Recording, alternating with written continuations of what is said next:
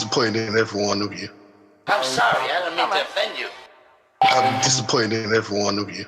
I kiss you on the mouth. No, I'm not cool with that. Just, I'm sorry.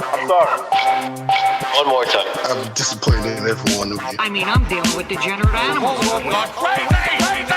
I'm disappointed in every one of you. Disappointed in every one of you. All right, come on. Honestly, I can't do it no more. I'm disappointed in every one of you. Let me tell you why. It's gonna be all right, Nicky. Go ahead, shoot. You just killed a fucking man. What are you going to do about it? Yeah, because you got nothing. You don't got a thing. Yeah, because you got nothing. You got nothing. I want to get out of this rat hole. I want to get online. I need BDA boxing.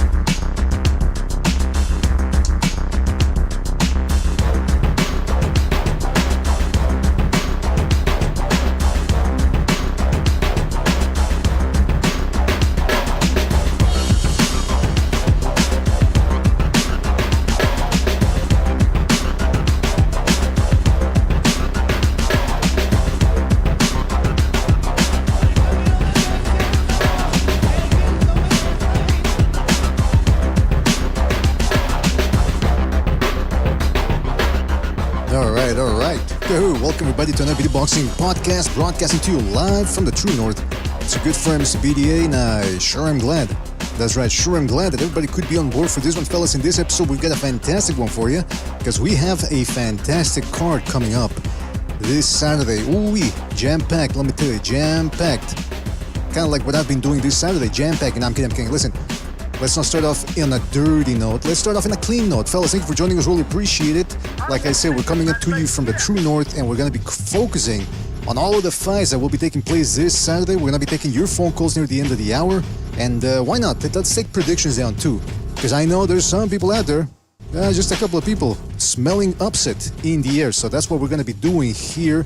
We are going to be taking down predictions. Why not? And if everything goes according to plan, might be doing a call-in show tomorrow. So you'll have different chances, opportunities to give us your predictions, maybe modify them if you're so inclined.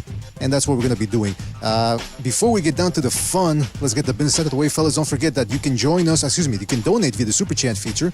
But it's always better if you join the membership program. That way you get more bang for your buck. All right, fellas? We also have a Patreon page that you can join, and you can, for as low as $2 per month, I believe, you can finance our independent, hard-hitting journalist, independent documentaries that we are making over there. So make sure to go on over there. The most important thing, fellas, you continue to like, you subscribe, you spread that BDA gospel. And don't forget, if you want to listen to us at your leisure, you can do so via Spotify, iTunes, and Spreaker. And may I also remind people, one last thing, we got a lot of things going here. Things are happening over at BDA Boxing.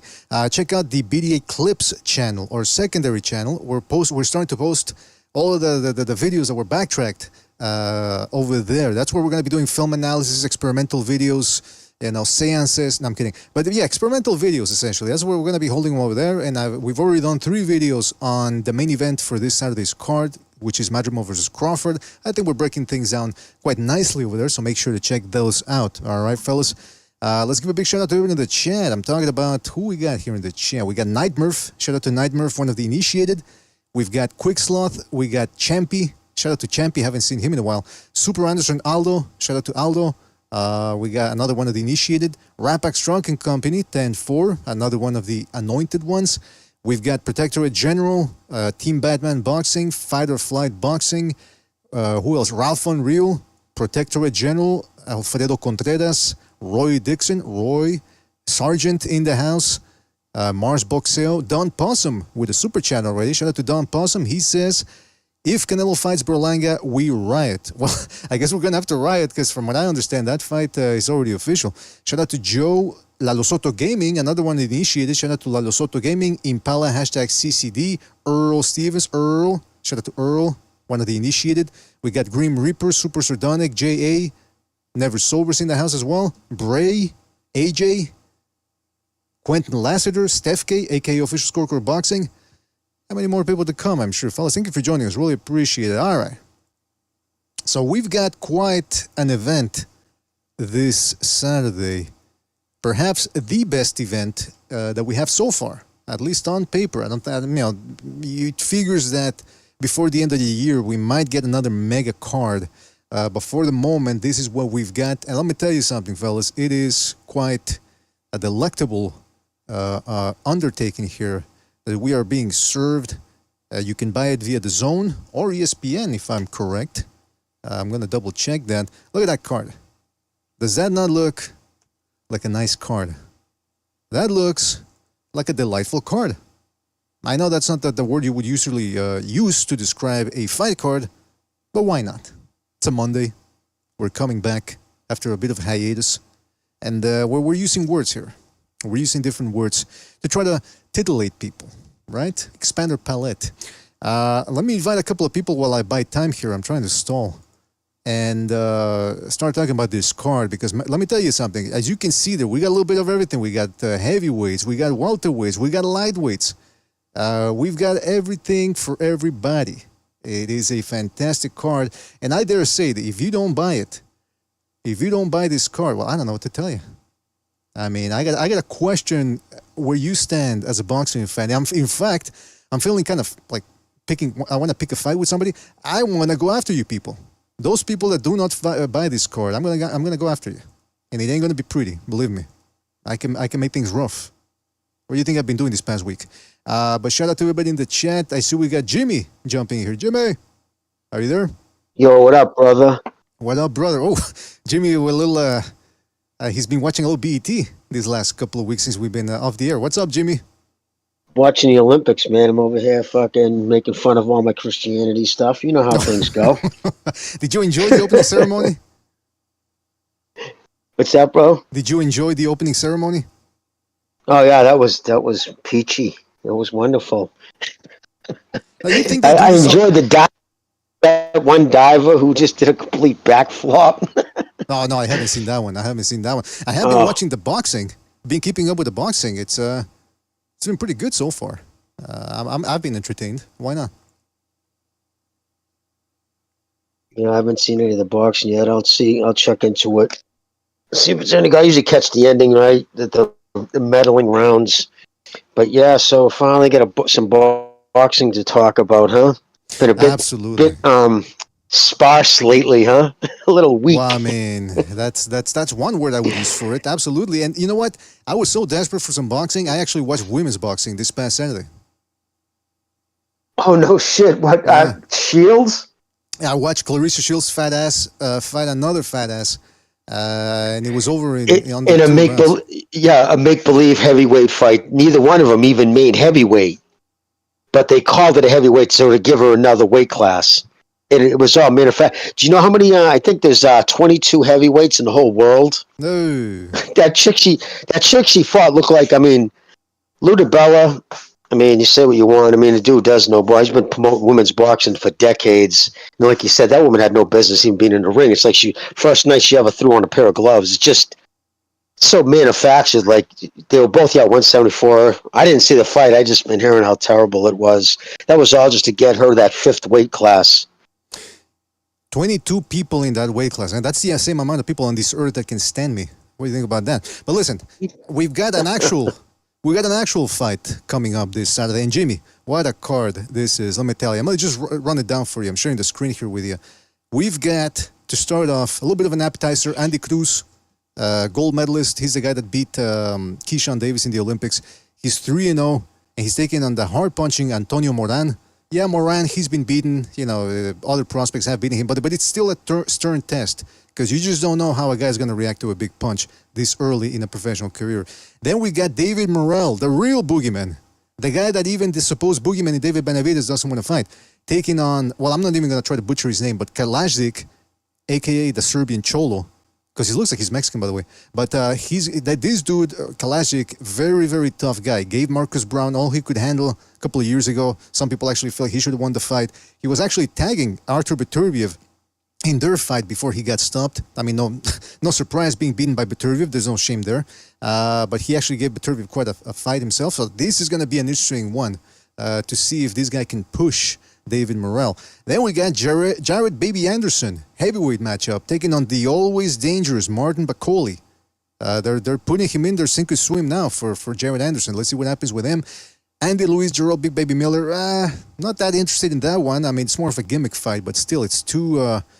I guess this is like the what Clarissa Shields versus the other fat ass was, except the male version. Then we got lightweights, Isaac Cruz taking on Jose Rayo Valenzuela, two Mexican hard punchers. This could steal the show. And then, of course, the main event, Terence Crawford taking on WBA and WBO titleist, junior middleweight titleist, Israel Madrimov. So, Jimmy, is this a buy card?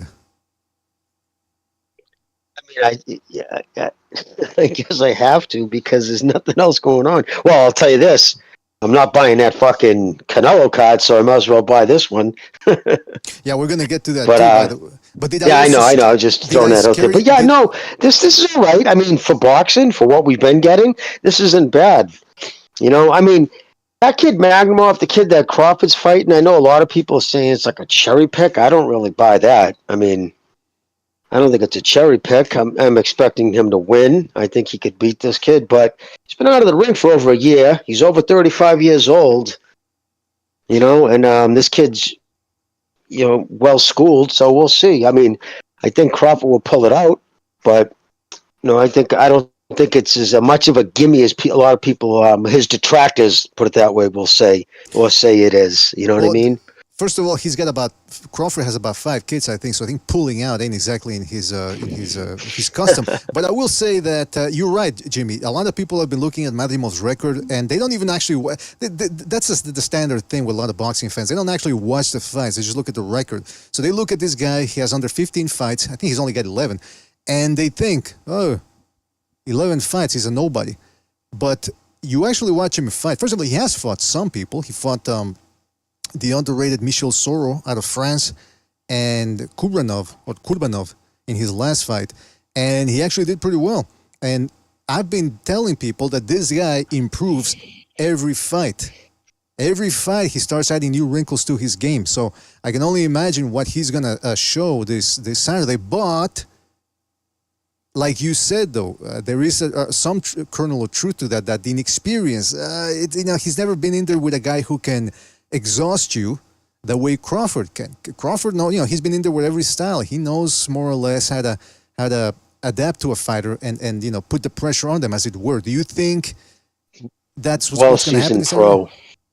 Yeah, it's his professionalism. It's being in there, seeing all the different types, taking the punches.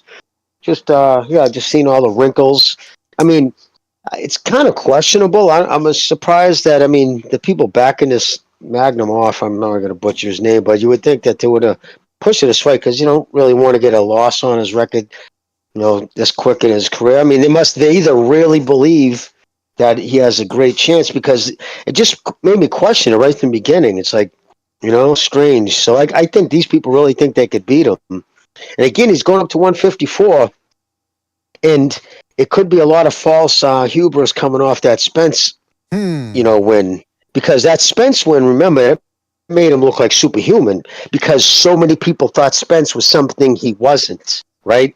So to see Crawford beat this version, of course, later it was, the accident, even though he didn't even have a head injury. He was never even lost consciousness, didn't even have a concussion, but yet it was because of the accident why he took a beating like that. No, he just his style was tailor-made for Crawford, and but because of that, I think a lot of people have now gone the opposite way. And I'm a big Crawford fan. I picked him for knockout. I think you did. Well, a lot of us did to pick him to beat Spence by stoppage. But that being said, I'm not going to go overboard now. Like he can walk through everybody. So yeah, it could be a test. Like put it this way: if he didn't put in the work in the gym, if he went into this taking this kid lightly, that could be a problem. Like if he did what he normally does, it's hard because he's got good wins. All right, Jimmy, sorry. You're breaking up, man. You're breaking up. And his leg become old. Am I checking in and out? You're breaking up. You're breaking up. It's. But damn it! What about now? Can you hear Yeah, You know? you're still garbling. All right, I'll call back. I'll call back, All brother. right, fantastic. Fellas, don't forget to hit the All right, like, hit the buddy. like, hit the like. It really helps us out. We were talking about the mega card that's going to be taking place this Saturday between Terence Crawford, Israel Madrimov. But that's not the only thing we're looking forward to. The undercard. I'm telling you, fellas, this is a good undercard. I'm a little disappointed that it's not starting out at noon, the way the 5 versus 5 card did. Unless I'm mistaken. I have to check out the start time. But this is taking place in LA. Or the California area, rather. So it's going to be interesting to see what happens there. May I also point out something here? I'm using champignon.info as opposed to BoxRec. Because BoxRec, after you browse more than 3 names, they ask you to log in, create an account. And I've got enough accounts. I don't need enough people. Then you got people emailing you dick pills and all that. And even though I need them, I still don't want all those, commercials and ads being forwarded to me. I got enough. So this champignon.info, it's very good. And look at this at the end here. They give you, or they give the fighters some medals and some badges. Kind of like a video game. Ain't that something? Takes me back to my childhood. See, they gave... Terence Crawford, they gave him the badge that he's a current world champion. He's a former undisputed world champion. He won the first title after defeating the current world champion. He's got no losses, smashing blow. That means he can punch hard, I suppose. Unless that's the right hand and, whatever. Southpaw, long arms. Well, yeah, he's got to have the longest reach for a boxer, especially for his size. He's got long-ass orangutan arms. I've said it before, and I'll say it again. I was even saying it before it was popular to say it. He has more years as a pro, more professional fights, and he's a favorite coming into this fight. Whereas Madrimov he's the current world champion. He's no losses as well. Smashing blow. Yeah, he can hit with both hands. He's younger, and he's been more active in the last year. And that's it. Jimmy was talking about that earlier. He sort of touched on it a little bit. Terence Crawford has been out of the ring since July. He has been out since July. He's going to be 37 years of age next month. Next month, he's turning 37. So again, inactivity, age, new weight class. I guess a young guy who can crack. It's a risk. And it's a risk I'm willing to pay to watch. Let me tell you. I see we got Never Sobers jumping in here. Sobers, are you there? What's up, BDA? What's up, Sobers? What do you make of this fight, this main event between Crawford and Madrimov? I think it's a pretty good fight. I think that knockout streak that Crawford is gonna end. I don't think he's gonna be able to put this guy down. I think Crawford's gonna get knocked down, actually, but I think he'll be able to get a win. I think he'll be able to get away with the win. Crawford, you mean? So I think it's gonna be a good fight. To be honest, I think this guy Madrimov. If you see him, his workout videos. He's a real athletic dude, he's not like one of these flat-footed European guys that's kind of static. You know what I mean? He uses a lot of footwork and he's explosive. He tries to use the shoulder roll. He'll drop his hands and start doing a shoulder shimmy. You know what I mean? He got some flavor, you know what I'm saying? So it's going to be an interesting fight, dude. He's strong. He looks strong as hell, bro. Now, I do have to ask here, who do you think, Quacks is asking me, he's telling me to ask you about your theory on Turki Alalshikh, who is sponsoring this event, I believe. Yeah, all right. So I've been seeing a couple of things, the way this guy behaves and the way he looks like he tries to dominate people, like he's probably used to, because he's probably used to throwing his money around and getting whatever he wants. Going to how he was with Bivol, with his kids putting his hands on him and stuff. So, he looks like his mom, huh? Or whatever, and then putting his hands on Anthony Joshua's thigh when they're video chatting with Tyson Fury. He does some pretty weird stuff, Is it possible that's just a custom thing? It's an ethnic thing. It's a different. And then he was also holding Dana White's hand too, like leading him around. That was strange. Wait, what? Whoa! He was holding his hand. What? Yeah, he was holding his hand, leading him around. Wait, okay, so like Kodo and his fat friend from years ago on 24/7? Yeah, kind of like that, bro. Wow. Whoa! Now, okay, because I remember, if we could get Jimmy here. He's having trouble with So his audio. let me dig deeper to that because Go those are ahead. just the little things I've noticed. So what Quags is referring to is I talked to him about this the other day. Now you just gotta follow me, bro. So seeing those things, keeping those things in mind that I just mentioned, you see now his favorite new pet is Crawford, right? You see how he's parading him around and saying, "Oh, he's the best guy. I think he's the pound for pound guy, and I'm gonna get him whatever fight he wants. I'm gonna give him the Canelo fight. I'm gonna tell Canelo what I think he's worth, and if he doesn't accept, we're gonna get him whatever fight he wants." And then there's also this new weird like this guy's all over social media. He's on WWE. You know what I mean? Like all of a sudden he's an extrovert. You know what I mean? So I can only imagine, BDA, that something happened between him and Turkey, bro. And I think you mentioned this on the second Renaissance before about how these Instagram thoughts, these beautiful women, they get flown over to Saudi Arabia and then they get treated like toilets by these these Saudi oil princes. Mm-hmm. Yeah, the porta potty. I think Turkey shit on Crawford, bro. No. Right up the chocolate bomb fat. Yeah, they call him. And I think, bro, I think he kind of owns him now. And he's like, well, now you. This is also the biggest thing too. This is the biggest thing too, BDA. Go ahead. Crawford himself kind of said it in his own words. He went on the Andre new podcast, Andre Ward's new podcast. Check it out, guys. All the smoke. I'm just playing. But he went on there, right? And he said that Turkey's making boxing kiss the ring. Oh. So if you're saying that, bro, I know what you did already. Never sobers breaking it down like only sobers can. Let me tell you. Yeah, I mean, you got to be inebriated to withstand that type of stuff that he's coming up with. Let me tell you. But it's true though. Like, first of all, I'm surprised. You're right. He was parading Terence Crawford. Like he's the type of guy that's so rich he can buy people. I'm surprised he didn't have Terence Crawford in chains these last couple of days, just parading him around, all chained up. Because that's what that type of stuff they do in Saudi Arabia, right? They got slave labor over there. That's how they built the. Exactly, bro. Right. So, man, I think there's something to what you're saying. I really do. It's bizarre the way, and maybe that's why Tank Davis is a little perturbed or a little. Here's another thing, BDA. Go ahead. This guy, he's you can tell he's all in with Crawford, and he's kind of declaring war on Canelo because he was on ESPN talking about. They asked him like, "Hey, what do you think about Canelo trying to go head up against you, and with the pay-per-views, right? Because he's sponsoring that Noche de UFC at the Sphere. You know what I mean? It's sponsored by Riyadh season, right? And Canelo's gonna fight Berlanga on that date. They asked him, "What do you think about it?" He says, "We will eat him." So he thinks they're gonna destroy them. As far as pay-per-view sales goes and stuff like that. They're going to eat him. And then he said after that, then I'm going to tell him, I'm going to give him what I think is a fair price for the Crawford fight. And if he's too ridiculous, then we'll find him something else. So he's already kind of like being kind of dismissive of, like he's got, you know what I mean? He's already like being his antagonist. So he's talking like a pimp. That's what yeah, pimps bro. Say. Exactly, bro. If he doesn't like the price, then we'll move on. You know. I got other bitches in the back willing to do what they gotta do. Bro, exactly.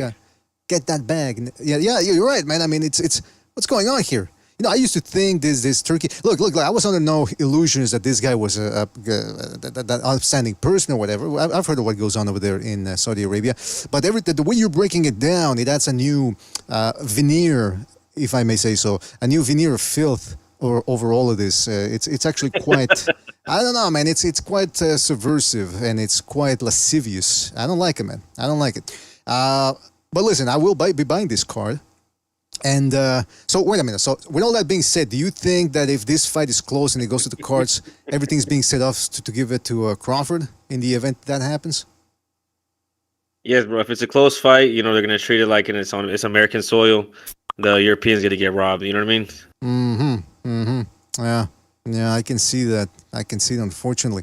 And by the way, yeah, people check out what the porta potties mean over there in Saudi Arabia. I also have it on good authority that in Saudi Arabia, there was an article about that a long time ago on, I don't know if it was the New York Times or whatever, but even though they're Muslim over there, they're Muslims on the down low, if you know what I mean. And they're actually not quite that down low, because there was a story of a guy who he was saying he was a relatively good-looking guy walking down the street, and all of a sudden this guy pulls up in a limousine.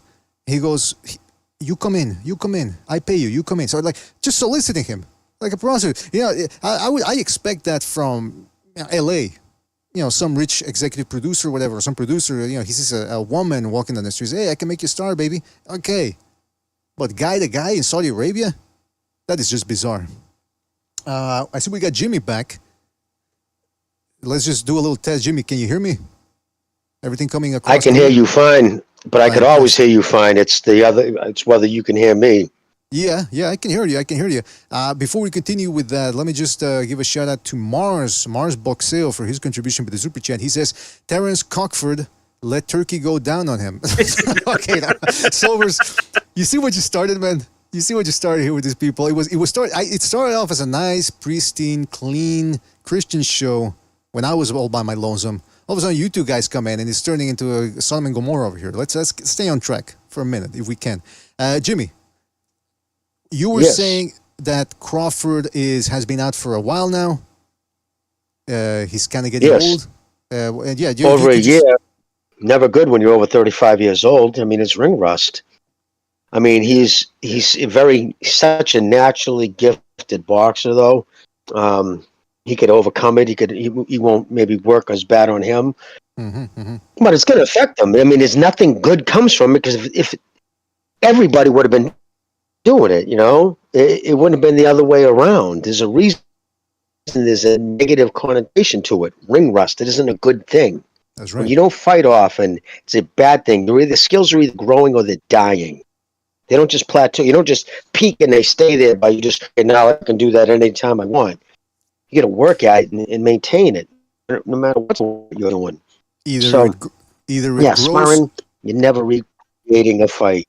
Either it grows or it dies. I found out the hard way this past weekend. But listen, you were also saying about Errol Spence. You were talking about Errol Spence and how there's a couple of asterisks about that fight, the Crawford fight. How he looked like Superman in that. And you were saying that it might be clouding some people's perceptions coming into this fight.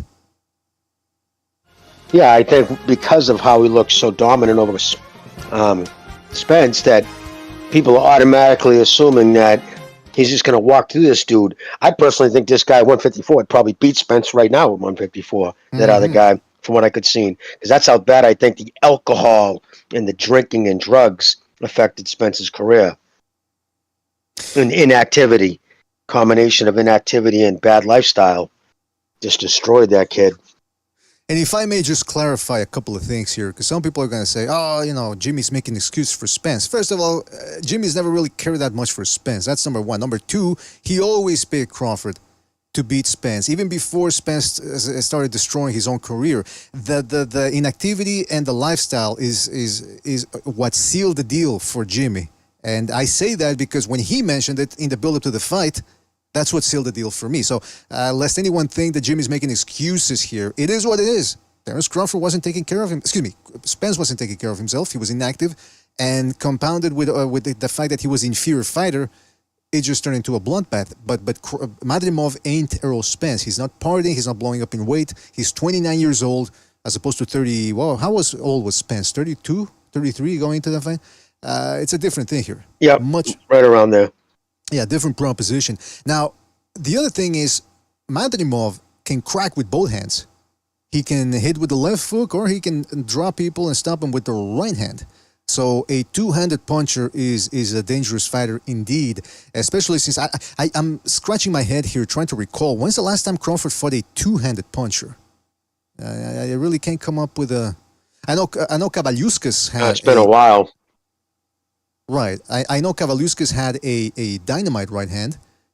Kell Brook had a good right hand as well, a good straight right. But other than that, I don't remember. Sean Porter wasn't a big puncher. Avanesian, he's more of a wear you down type of guy too. So is Spence. This dude can. This is a dangerous dude coming into this one. And he's young and hungry. That's Can't be overlooked. I tell you what, though. I remember before the Spence Crawford fight, I was thinking about I was pointing out how Crawford tends to drop his hands, and he actually improved on that, or got rid of that mistake a little bit in the Crawford fight because he kept his hands up for the most part. And I was watching a video somebody posted of him sparring Andre Ward, and he was fighting, and it was an edited video, heavily edited. We couldn't see more than 5 straight seconds of action, but he was keeping his hands up. So I think he's pretty cognizant of the fact that Madrimov is going to try to wing him some big shots upstairs after trying to confuse him downstairs. And I think he knows that he has to keep those hands up. But so, Jimmy, what do you expect in that fight then? How do you see it going? I don't really have like a. I think now he because he's an Orthodox fighter, if I'm remembering correctly, right? Madrimov, he's Orthodox, right? He's not a Southpaw, right? They're both switch hitters, but usually Madrimov will fight from the standard Orthodox position. Okay. Yeah, I think it's going to be the same. I think Crawford's going to start out slower. I don't think he's going to come on really hard. I think he's going to see what he's got, kind of pouring and to work on him. But the kid's never been. See, I couldn't find much on him. Like, was he stopped in the amateurs? Was he stopped in the amateurs? I don't know. Yeah, I couldn't find that on him. So I don't know. That's the problem when there's somebody so unknown. It's hard to really put in a good. You mean I don't know. It's chin. I don't know if he can take a shot, because Crawford, in my opinion, I think actually hides his punches as good as anybody in boxing. He disguises his punches behind other punches. He's unbelievable at it. So the punch that you don't see coming are the ones that hurt you. So this kid's chin will be tested Saturday night. So say if he goes to distance and loses, he has nothing to be ashamed of. That means this kid has a good chin. And if I was his people, that's just nothing but a positive. Losing to I say the second pound for pound fighter in the world, the third behind Usyk and Inoue right now because of inactivity. As important a year, but so yeah, no, I'm really looking forward to see what this kid has. But again, it's hard for me to really go deep into this fight because there's so little tape and so little tape of him fighting. He's never fought anybody with the ability of Crawford, so it's so hard to say what he's going to do. You know what I mean? It's like going to see a college team scrimmage a junior high team in whatever sport you pick, and then try to make an assessment of that team. Like, well, I can't really, you look great, but look who you're fighting. So it's hard to say because I've never seen him go against anybody anywhere close to Crawford's ability. Well, so it's kind of a blind thing going in, but the same token, it's blind for Crawford too, because he doesn't know. I think almost every Madrimov professional fight has been televised. I don't know why you would be looking for the amateur fights. I mean, it doesn't really tell you that much. In terms of professional fights, they're out there. Well, if you've ever been stopped, because I know as a pro, he's never been knocked out. Right. Or knocked down or hurt. My thing about Madrimov is, again, like I said, he has been improving. He used to jump in more. He used to leap in, which would be a nightmare to do against Terence Crawford because he's so sharp on the counterpunch trigger. But one thing that I do, you just reminded me of that is, when you talk about the Southpaw thing, he's never really fought a world-class Southpaw. And on top of that, he hasn't really fought many punchers either. I think the biggest puncher would maybe be Michel Soro. And even he, at the highest level, wasn't knocking or dropping people. So it's going to be interesting to see how he reacts to Crawford's punches, because it's not just how he reacts, meaning, he's going to get knocked out, or can he take the punch? Maybe he doesn't get knocked out, but maybe he gets scared in there. And when I say scared, I mean hesitant. The speed and the power of Crawford makes him hesitant, and he's unwilling to go. Overwhelms him. Exactly. Yeah. Thank you. So that's one thing that I'm that I'm dubious about for Madrimov, is that he hasn't fought a big puncher. And some people like to say, skills pay the bills and all that. Yeah, but let's face the facts. Power, it can be the deciding factor in this type of fight. It makes a big difference. I mean, I've seen guys that spar numerous guys. They never fought a puncher before. Then they finally get in there with a puncher and they just unravel. And obviously those are low-level amateurs, but the same can be said of certain professionals. I'm sure he's fought punchers in the amateurs, but these are professional ranks. Smaller gloves, longer rounds, more brutal. So we will see what happens there. Here's the other thing I wanted to ask you, Jimmy, because Madrimov has a good jab. He's been working on that jab. It's a nice straight jab, doesn't telegraph it. But if Crawford goes into the southpaw stance, how do you think? Do you think that might nullify Madrimov's jab, or is that usually what happens when a guy turns southpaw against an orthodox guy? Exactly. If he's got a very good straight jab, Crawford's going to be southpaw, because it's much harder to make that jab effective against Southpaw. And Crawford's great with his angles too. But it'll tell a lot if he starts touching him with that jab. It could go the same way for Crawford. He could become overwhelmed like, oh, shit, like the things that I've been able to do against the guys at 147. Because remember, this is his fourth weight class, if I'm not mistaken. So at some point, he's just going to be, you can't go any higher.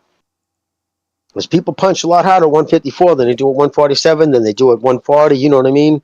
So it's a big, he's going up to a weight class. He's not a young man. It's just, will his skills and professional, bag of tricks be enough to take out this young, hungry fighter who's well-schooled and obviously confident? It's kind of I think it's more of my point being, it's more of an intriguing matchup than I think a lot of people online. A lot of people are calling it a gimme fight, which I don't think it's a gimme fight, although I do see Crawford winning, but it's not like a pick'em. I mean, this was just a, Belanga fight. A gimme fight is where the opponent has very few things to rival his opponent. Like, Crawford is Avenesian. I mean, Avenesian doesn't hit harder than Crawford. He's not faster than Crawford. He's not... maybe he could rival him in craft a little bit, but even then, Crawford probably has the edge. He wasn't as fleet-footed as Crawford. So all of these things combined make you go, okay, I'm not excited for this one. But this one, Madrimov can crack with both hands. He's bigger. He's younger. Like you said, he's hungry. He's highly motivated. This is going to be an interesting fight, let me tell you. The other thing is that, the Quags was saying in the chat, Madrimov can switch it. He can feint a lot, and he throws different loops at people. Meaning he'll jab to the body, then he'll go 1-2 to the body, then he'll go 1-2 upstairs. Then when you least expect it, he'll leap in with a left hook, and then on top of it, and that's before he even starts shifting, switching stances. So I'm telling you this, I'm very intrigued by this fight. And if Crawford already has him figured out by the third or fourth round, then that's bad news for Madrimov, because I don't know if he can adapt mid-fight. So we should know by the middle of the fight which way it goes. Because let me tell you something too. Crawford, for numerous fights, has been able to bail himself out with his power. He did it with Sean Porter. That fight was going down, it was very, very close. Against Kell Brook, he didn't go for too long, but Kell Brook was outboxing him for as long as he went. Same thing with the Benavides Jr. fight. And so... he's there to be outboxed, there to be hit a lot, but he's been able to build himself out with that power. What happens if at 154 that power just ain't there as much as it was before? Very intrigued for this fight. Very intrigued. Fellas, don't forget to hit the like. Hit the like really helps us out. We're going to be opening up the phone lines in about half an hour, perhaps. Maybe a little less, maybe a little bit more. Shout out to the Quags for renewing his membership program. Shout out to the Quags. And he says, Sobers is saying, Turkey is going to try to shit on Canelo. Me? He doesn't like him very much, huh? Sober says, no, I mean literally. Okay, I guess he's repeating a conversation you guys had. Yeah, we had this Turkey. conversation, and I was like, I think the Turkey's gonna try to shit on Canelo. And he's like, oh, you think he doesn't like him, huh? I'm like, nah, bro. He's gonna try to shit on him. I think he shit on Crawford. I think he's gonna try to shit on Canelo. Well, there you go. Those are the type of conversations that Sobers and Quacks are having offline, talking about shitting on people. Speaking of that, Sobers just sent me the clip here. This is Dana White with Turki Alalshikh, and this is Alalshikh flexing. Hold on a second. I'm trying to play it here. You gotta kiss the ring. Gotta kiss that ring, the brown ring. Look at this. We want my brother now to have big card, next big card. They want to have big cum, he's saying, big cum. We have big card tomorrow or here, and is he wearing clothes under that gown, by the way? Look, is it me or he might just be a thong, BDA. Just a thong. Come on, wait a minute. look forward to it. Yeah, I think this is the beginning. All right, so he's very touchy-feely, the Sheik there. I don't know if that's a cultural thing. Jimmy, you're Italian or half Italian, I forget which. You've seen that movie, The Pope of Greenwich Village, right? Those are your people, the Italians. Remember that scene in the beginning? Yeah, of course. Okay, but in the beginning, you got Eric Roberts and Mickey Rourke, and they're holding each other by the arms like a couple. Is that something that's walking down the street? Yeah, is that normal? Or what's yes, going on there? Skinnies in the 80s were doing that. Yeah, Italy, they used to do it a lot. But it was kind of a thing in the '80s. I never got into it, never understood it. It was just a weird thing. You saw a lot of dudes The do, fuck, like, are you for especially real? like in that area, Soho and Greenwich Village. Oh yeah, no doubt. Yeah, they did shit like that. But it was the That's mobsters, because like they would kiss each other. They would walk arm in arm like that, not holding hands, but arm in arm. It was like greaseball That's weird. shit. You know what I mean? Yeah, Real but I gotta, greaseball shit. but I gotta say, this is something else here. I mean, this is borderline. I'm gonna put it up on the screen here again. This is borderline Turki Alalshikh, because he's not wearing pants. But if he was wearing pants, I suspect he would have his pocket, sticking out, and Dana White holding onto it, following him around. I mean, this is His disturbing. stomach wasn't so big, BDA. You would see his boner, you know? Ah, come on, wait a minute. See, Sobers, what are you doing? What are you doing? Is it me or does Dana White look medicated? He looks bug broken, dude. No, seriously. I think he smokes. I think he smokes weed. He looks like he's walking crooked. I think Dana smokes weed. He looks like his ass hurts. Yeah, he looks like. Look at him. He's walking slowly. He's walking like It's tender, BDA. It's tender. Oh, come on, man. You know what? He looks like he just woke up. Like, what? Where am I? What happened? And Turki Alalshikh's like, no. Let's go get some breakfast. Look at that. Look at his face there. He's like, well, who are you? This is disturbing, man. I can watch this. But okay, so this is what's going on over there in Saudi Arabia. This is courtesy of Never Sobers, by the way. He's the one that put us onto this. Blaze in the chat is saying, do you think this is ritual? What do they call it? Humiliation ritual. Is that what this is, Sobers? Yeah, it's back to back, and you see it with all these dudes that, like I said, like, man, they're just talking about how great he is. Now this ain't back to but back. when they're in his presence, look, This ain't BDA, back when they're in his presence, they got this like 1,000-yard stare, you know? Well, that's what I was gonna say. This ain't back to back. This is front to back, if you know what I mean. But listen, enough of this. Nut to butt. I mean, hey, listen, that you said that, not me. But this is going all over the place. We got to get back to the boxing. Boxing is the boxing show. Don't forget to hit the like, people. Hit the like. Do not hit the brown like these guys are doing. That is disgusting, and we certainly don't tolerate this type of buffoonery. Now, the undercard. Let's talk about the undercard. This is a fantastic undercard. Let me tell you, we've got, like I said, we got Rayo Valenzuela, that's Jose Valenzuela, taking on Isaac Cruz. Fellas, a lot of people are high on Isaac Cruz because, he went 12 rounds with Tank Davis and he beat Rolly Romero. And you guys know the drill here. We're not all that impressed that Rolly Romero went 12 rounds with Tank Davis because Tank Davis, we feel he's overrated. A lot of us on this channel feel he's overrated. So I think people are pumping up Isaac. Oh, fuck. Okay, I think people are propping up. See what Sobers did to me here now? Everything sounds dirty. I think people are overrating Isaac Cruz a little bit too much as well. And Jose Valenzuela can crack. So, fellas, what do we expect from this fight? Yeah, I think Venezuela should beat him if this kid. Because I think he's more talented. The thing with Cruz, he's just tough as nails. You know what I mean? He's tough as a $2 steak. He's got that fucking gallon neck and shit. He just stumps forward. But he's limited. So it depends. I just know this: whoever wins will be Davis's next opponent. Who's playing fucking air hockey? What? Well, it sounded like, I don't know, it sounds like I hear an air hockey game going on in the back. I didn't hear anything, man. But like clicking and clacking. Yeah, no, it's weird. Well, listen, I gotta tell you this, man. I think Isaac Cruz is a big puncher. Valenzuela is a big puncher. One thing that worries me about Isaac Cruz is he tucks that chin in very well, he covers up very well, but he leaves that temple open, as you can see in one of the pictures I'm putting here. And I think Valenzuela's got that type of power that if he hits you on the temple, he can make you go wawa. And I don't know if that's what's going to happen with Isaac Cruz. I'm very interested, just as much as the main event for this one too, because I think like I said, I think Isaac Cruz is being propped up a little bit too much based on his last couple of fights, and yeah, overrated.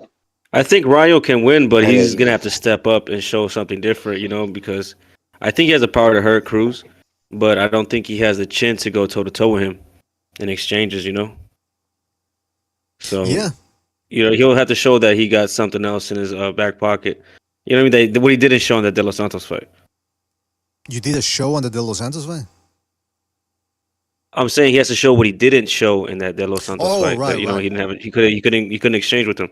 Yeah, I mean, that chin up in the air, that's bad. I mean, that chin up in the air is bad news if you're going to do that against Isaac Cruz, who's a shorter guy who can come on up top with those hooks. That being said, Isaac Cruz was landing those bombs on Cabron Cabrera, and he wasn't doing jack squat to him. Meanwhile, Cepeda goes in there against Cabrera, takes him out via body shots. Which is what you should do against a tricky southpaw. And Isaac Cruz was too intent to focus on headhunting. So hopefully he works the body here in this one. But then again, if he goes downstairs to the body, he's probably going to run into something big. So, I mean, someone's getting hurt in this one. That's what I expect. Because it's not like Rayo Valenzuela has the best chin in the business either. I mean, Chris Colbert, who's not even that big a puncher, was getting to him a little bit too. Just a little bit.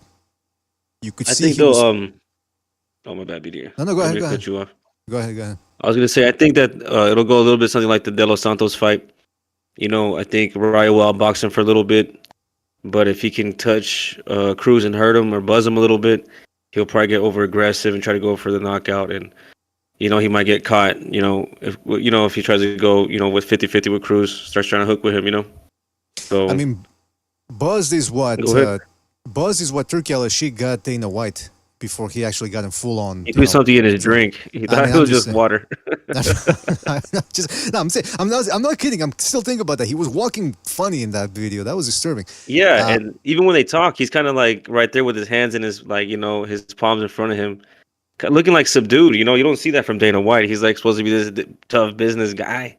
Yeah. And he's right there just looking like a little brother next to this fat dude. He's supposed to be the guy that tells it like it is, right? Like nobody can go up to Dana White. Yeah, and you're getting little brother by a guy in a dress. A guy in a dress who's probably not wearing anything underneath. I mean, yeah, that is He's only wearing a thong, Well, I mean, that's according to you. I still maintain he's probably nude under that. But look, listen. He's quick commando. yeah, that's what I'm saying, man. It's a power move. But the other fight in this card is Andy Ruiz taking on Jarrell Big Baby Miller. Last we saw, Jarrell Miller was getting knocked out stopped by Dubois.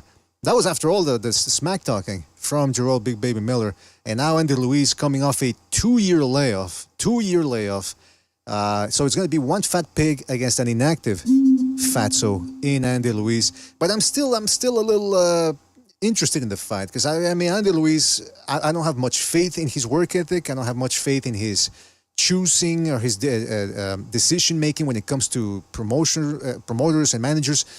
But he's still very quick-fisted and heavy-handed for a guy his size, and especially in this weight division, all you need is quick hands and power, and that can take you a good long way. So, Sobers, what do you expect from that bout?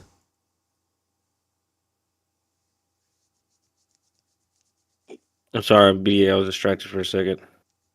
Were you still watching the Dana White video? Or? I was hypnotized. I was staring off like Dana White. I'm sorry, bro. I was MK Ultra for a second. Jarrell Baby Miller versus Andy Ruiz. What do you expect from that fight? I don't know, because I like Andy. I like his style. I think he's really good, and I think he's underrated. But he's shown himself to be a little unreliable. In his last couple fights, he's been really inactive, and he didn't look that. I think that fight between him and Ortiz was a lot more even than it should have been.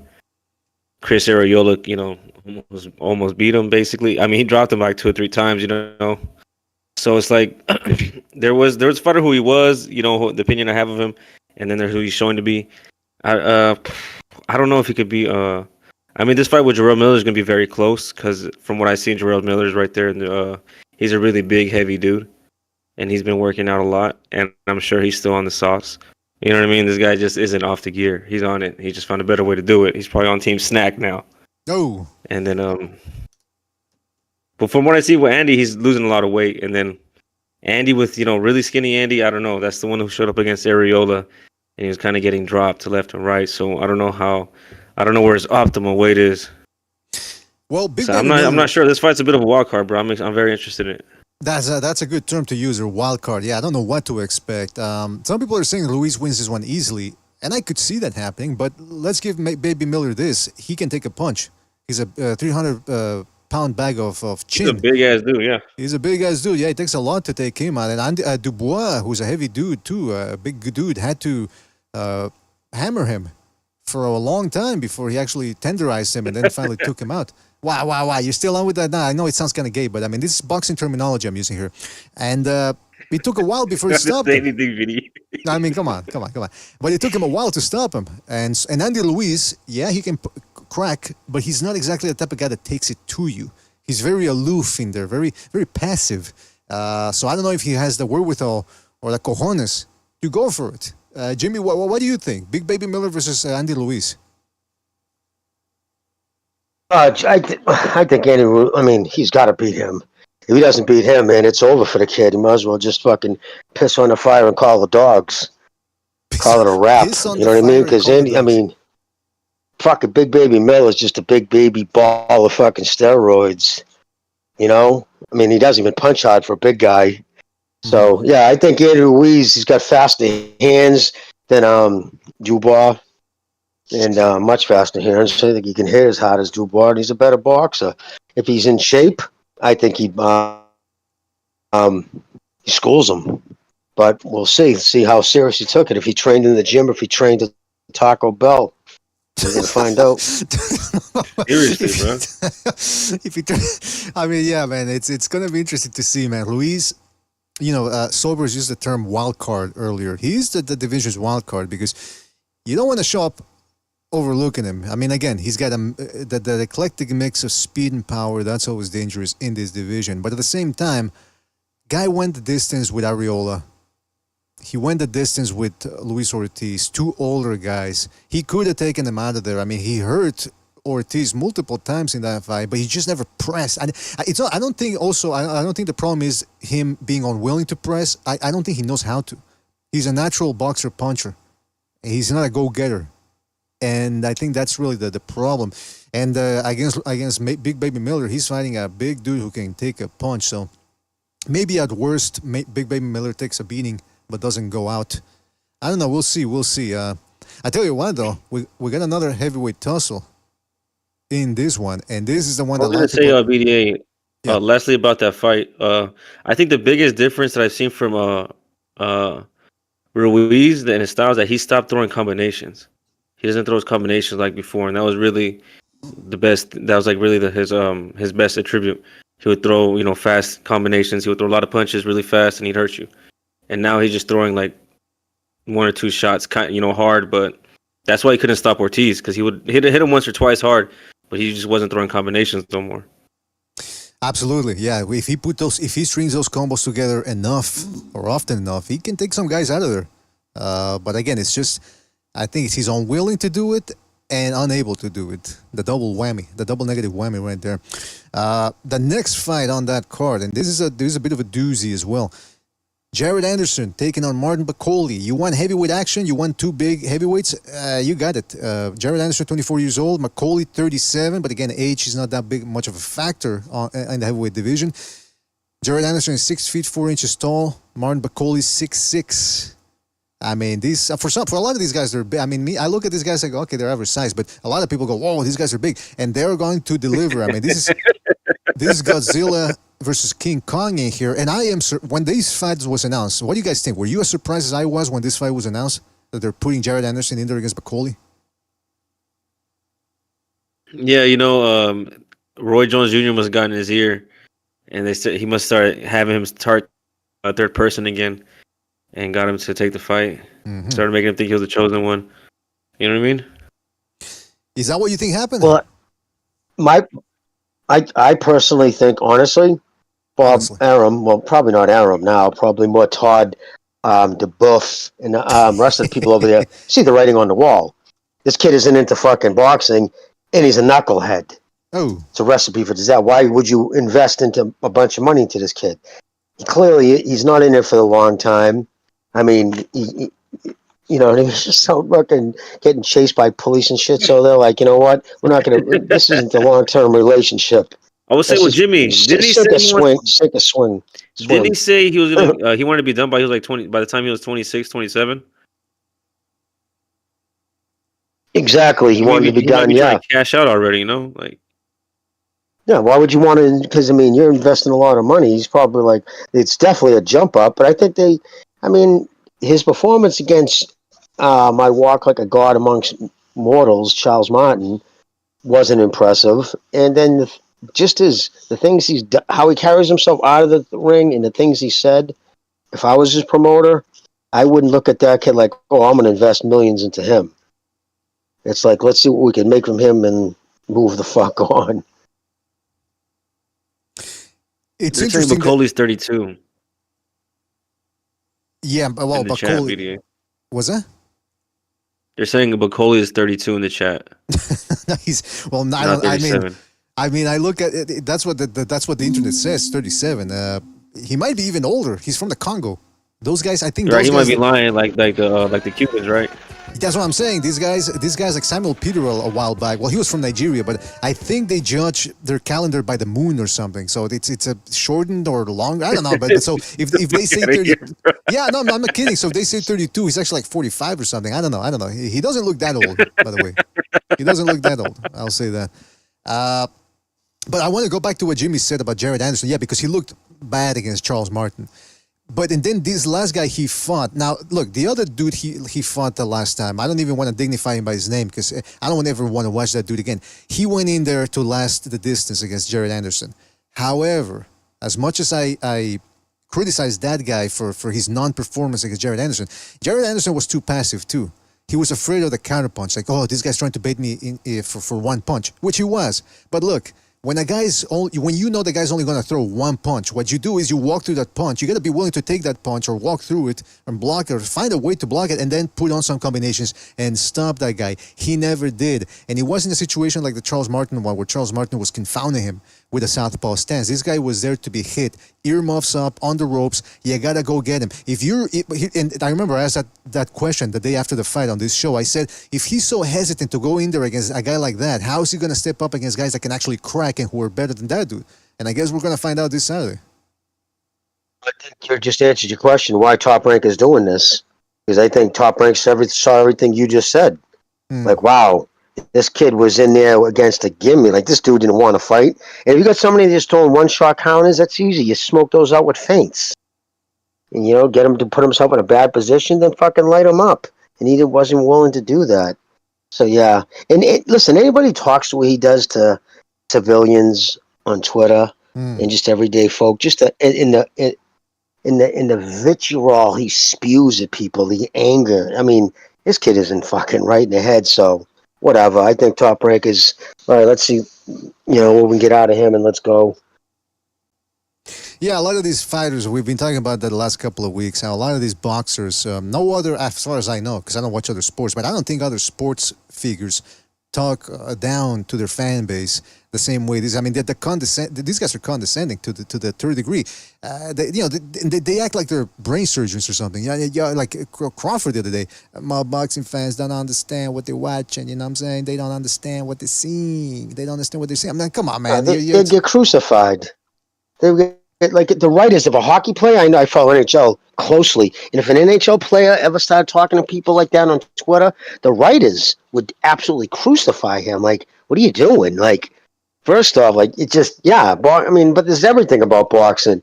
Guys who, they wouldn't even be in the NHL if they did what, say Jim Ronnie Davis has done and, outside the ring. Putting hands on women and all that other crazy shit he's done. So boxing it's the red light district of sports, man. Come on, let's just be honest, man. I don't know about that. It's the trailer park of professional sports. I would call it a trailer park of sports, but I will say this, Jimmy. Jarrell Big Baby Miller and Jared Anderson on the same card. I heard after the fight they're going to celebrate by going on a little carjacking afterwards. They're going to go on a little spree, and then they're going to go on they're going to take the cops down on a little high-speed chase to celebrate.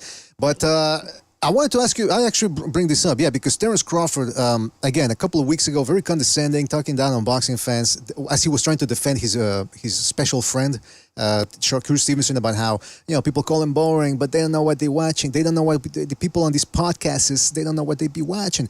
Well, Terence Crawford, from what I hear, this card, even though it's jam-packed, and I'm certainly going to watch it, and I'm excited to, isn't selling very well in Los Angeles. Jimmy, why do you think that is? Well, yeah, because I think most people think it's a complete mismatch. I think it's just never had legs. It won't have legs because people just not like. It's all name recognition. Unfortunately, majority of boxing fans, I mean, a lot of them, I mean, just go on Twitter, bro. You know what I'm talking about. I mean, there's people who literally fucking should not even have access to fucking a phone. It's very toxic, you know? Come on, man. You know what I mean? Let's be honest. I mean, whoever's in charge of their meds should just like fucking tell them to like read a book. Like some dumb motherfuckers, and it's just they say stupid shit. So the thing is, a professional boxer should be avoiding social media, and it's kind of empty words when you're trying to talk about how you don't know what you're talking. Like, okay, bud, let me ask you, why have you stopped everybody when you're up to welterweight? 10, 11 fights in a row, you stopped everybody. If it doesn't matter, because you could have cruised. You did that against Postal. Remember the fucking lashing he got from everybody, including us? Everybody ripped into him. Like, really, dude? I'm sure he was told by Bob and them, like, that's not what you do, right? I mean, he got crucified for that. So he knows, he knows what he did against Postel and since then he's gone on a tear. So it's kind of empty words coming from him. It's like, dude, you do the opposite. You try to stop people because it's not how you win. It's not if you win. It's also how you win. It's sports entertainment. Absolutely. And Shakur Stevens can just fucking cry himself to sleep, dude. Just like, shut up on here fucking even going after people who even like try to stick up on him. One professional fight, I think Ishe Schmitz tried to even kind of stick up on him. And fucking Shakur just ripped into him. What the fuck you even talking about? Fucking never did anything in your career. And like he was sticking up for him. He's like, what the fuck you coming at me for? So yeah, he's angry because he knows. Listen, you have to apologize for 3 of your last, 5 fights? Fuck you, dude. Well, he's angry because he knows deep down inside he's soft as the fucking silk pajamas. That type of language is unnecessary, despite the fact that you made a very good point. Smooth Criminal in the chat says that the tickets are expensive. From what I heard. Yeah, that's what I've been hearing too, that the tickets are overpriced. A lot of people said that they actually went to try to buy tickets, and then they saw the price. They said, hey, as much as I'm a fan of these fighters, these are a little overpriced. Now, that's what amazes me, though, because this is a fight that top to bottom, it's a good card. So I do wonder how much the prices are, but that's something that Terence Crawford has to understand, that, okay, he does score stoppages, so that's good. But he also has... I just heard they're cutting the ticket price in half, BDA. Well, they're going to have to. It's a solid card, but it shouldn't be a fucking pay-per-view. No, well, there's nothing about that card that says pay-per-view worthy. I disagree, Jimmy. I break each individual fight on their own. Any one of those fights on their own worthy of a pay-per-view? Well, that's none. Not but there's that's none. Not but that's not the metric that I'm using. I'm saying as a whole, this is a fantastic card. Each fight I am looking forward to. As a hardcore fan, it's like okay, you fucking bang 5 fat chicks. You know what I mean? Yeah, but but they're all fat. You know what I mean? Like, I disagree. I'd rather bang one hottie. I'd rather have one great pay-per-view worthy fight than 5. Yeah, these are interesting. And again, it's a decent card. I agree with you. It's entertaining. I'll tune in, but I'm pissed that it's a pay-per-view. It shouldn't be. They're doing everything they can to drive the sport to the ground. Well, I suppose this does not make the foot's, At the end of the day, that's a value. It comes down to a value judgment thing here. I can't convince you that this is a pay-per-view worthy card. But my point was, and I think official Scorecard Boxing here said it in the chat as well. He says, with the card selling poorly, talking about Crawford, he got what he deserved for being condescending, telling fans they are too stupid to understand his greatness. There you go. I mean, you can listen, we've said it before. You can fight whichever way you want. We can't force you to be a little bit more entertaining. Because again, these fighters, they always go with the either or fallacies. Like, oh, well, boxing fans want us to slug it out so we can be retarded at the end of our careers. No, that's not what we're saying. We're just saying, could it kill you to string together a couple of combos in there and not run around the ring like like you're running away from Turki Alalshikh in a hotel room? These guys think that we are demanding them to fight like a slugfest. That's not what we're doing. And now you're seeing it. Okay, fight whichever way you want. But then don't be surprised when people don't want to see you fight. And look, like I was saying, with Crawford, that's not the problem. Because Crawford is entertaining. He does score knockouts. He goes for the kill. But just because you're entertaining doesn't make you a star or an attraction. Look at Lomachenko. He's entertaining in the ring, but he never acquired a mainstream following. As hard as Top Rank tried, they couldn't do it. And it's the same thing with Crawford. And then on top of that, he's condescending to the audience. He's not warm to the audience. I saw him on, people were posting clips of him on the WWE. I mean, this guy, don't quit your day job, Crawford, because the acting, it ain't for you, man. Stiff as a wood. Wouldn't plank this guy. Just, Hulk Hogan, I'm gonna get you, man. It's like, come on, man. Could you have killed him to take a couple of acting classes before going on there and then doing these little sketches there on the WWE? Didn't really pan out. So what I'm saying is, all of that to say is, he should.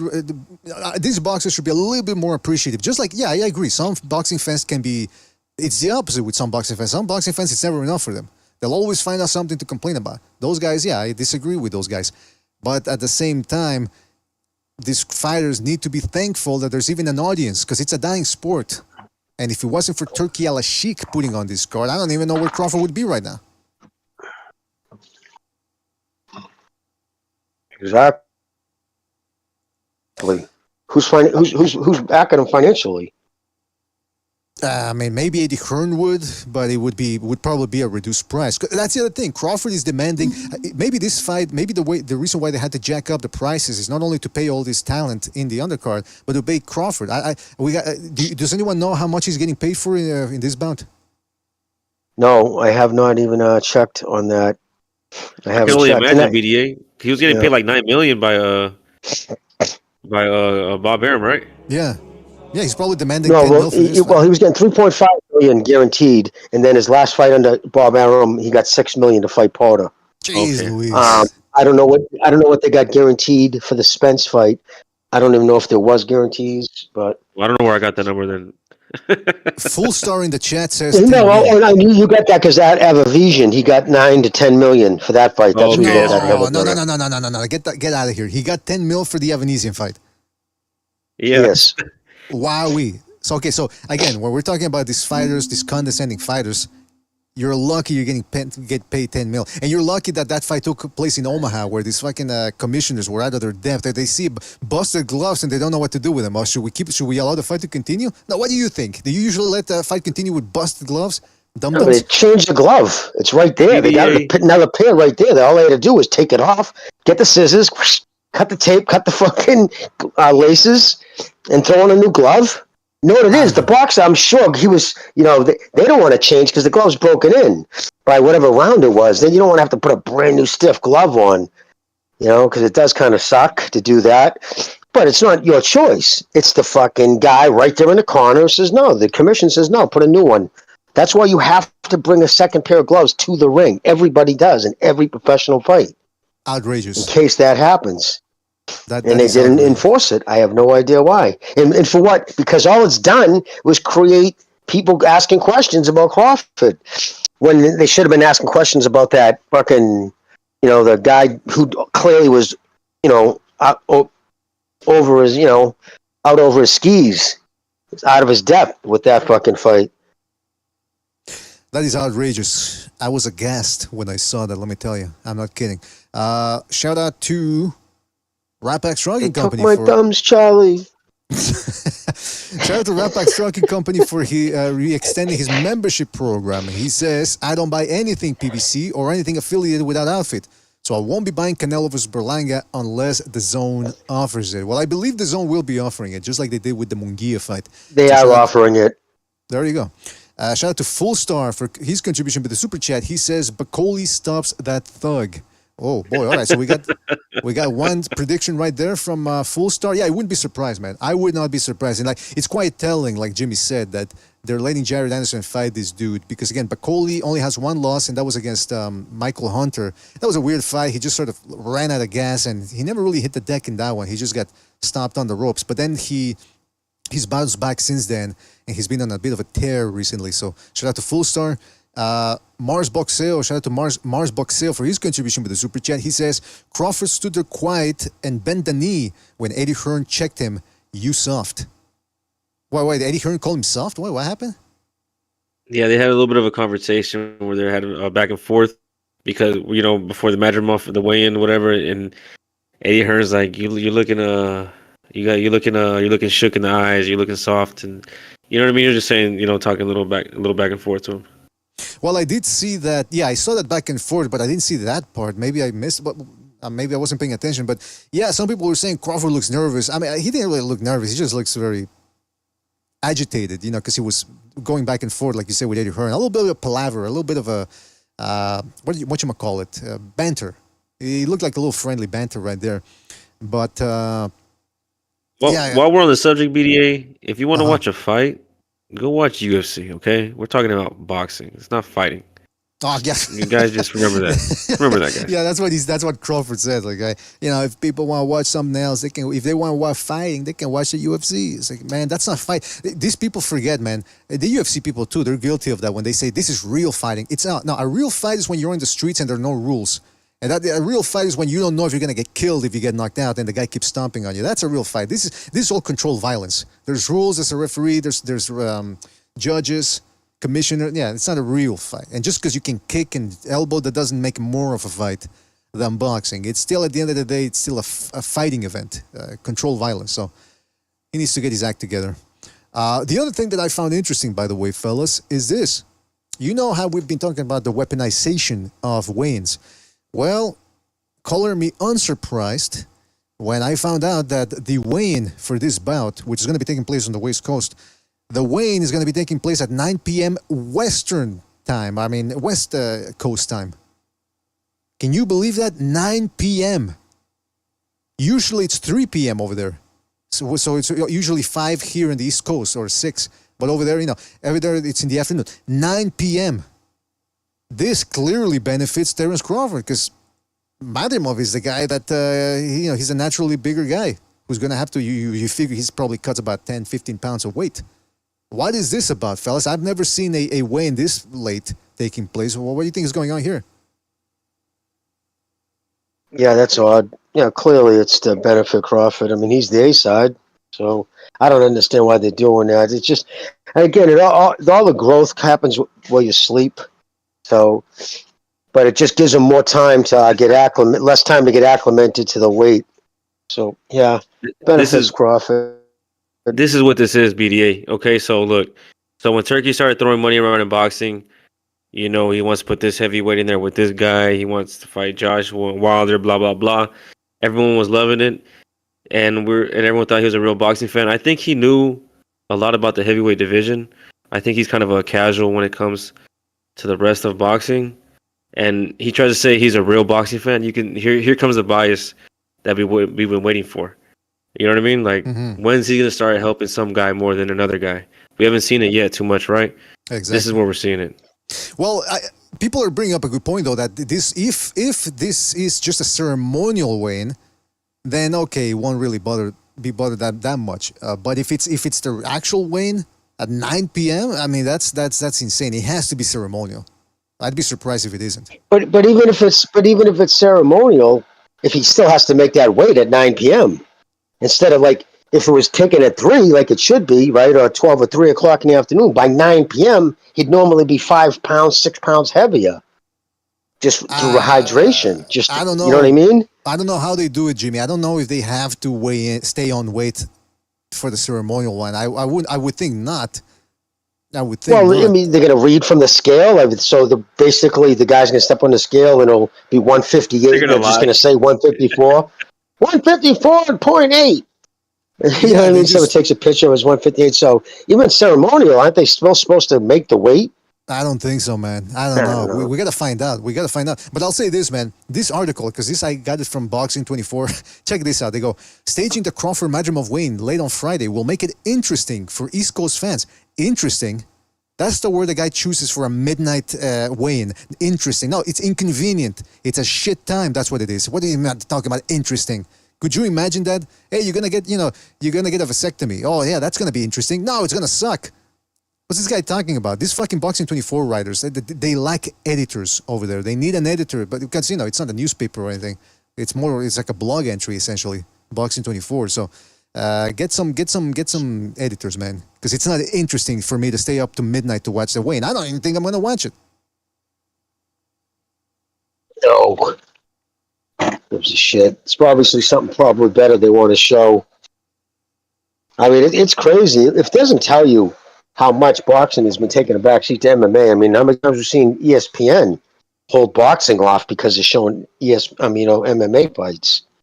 Shows where they hold boxing, Yeah. Yeah, you're absolutely right, man. Even here in Canada, but Montreal especially, my neck of the woods, boxing has always been a hot sport. But in the last couple of years, when you used to go to RDS, which is the the ESPN equivalent, you would go to more sports, that the first sports page, and you would have the main sports like hockey, obviously basketball, baseball, NFL, and then you would have boxing. Now you got to click on more for a drop-down list to appear, and then you see boxing, and even there, you know what beats it?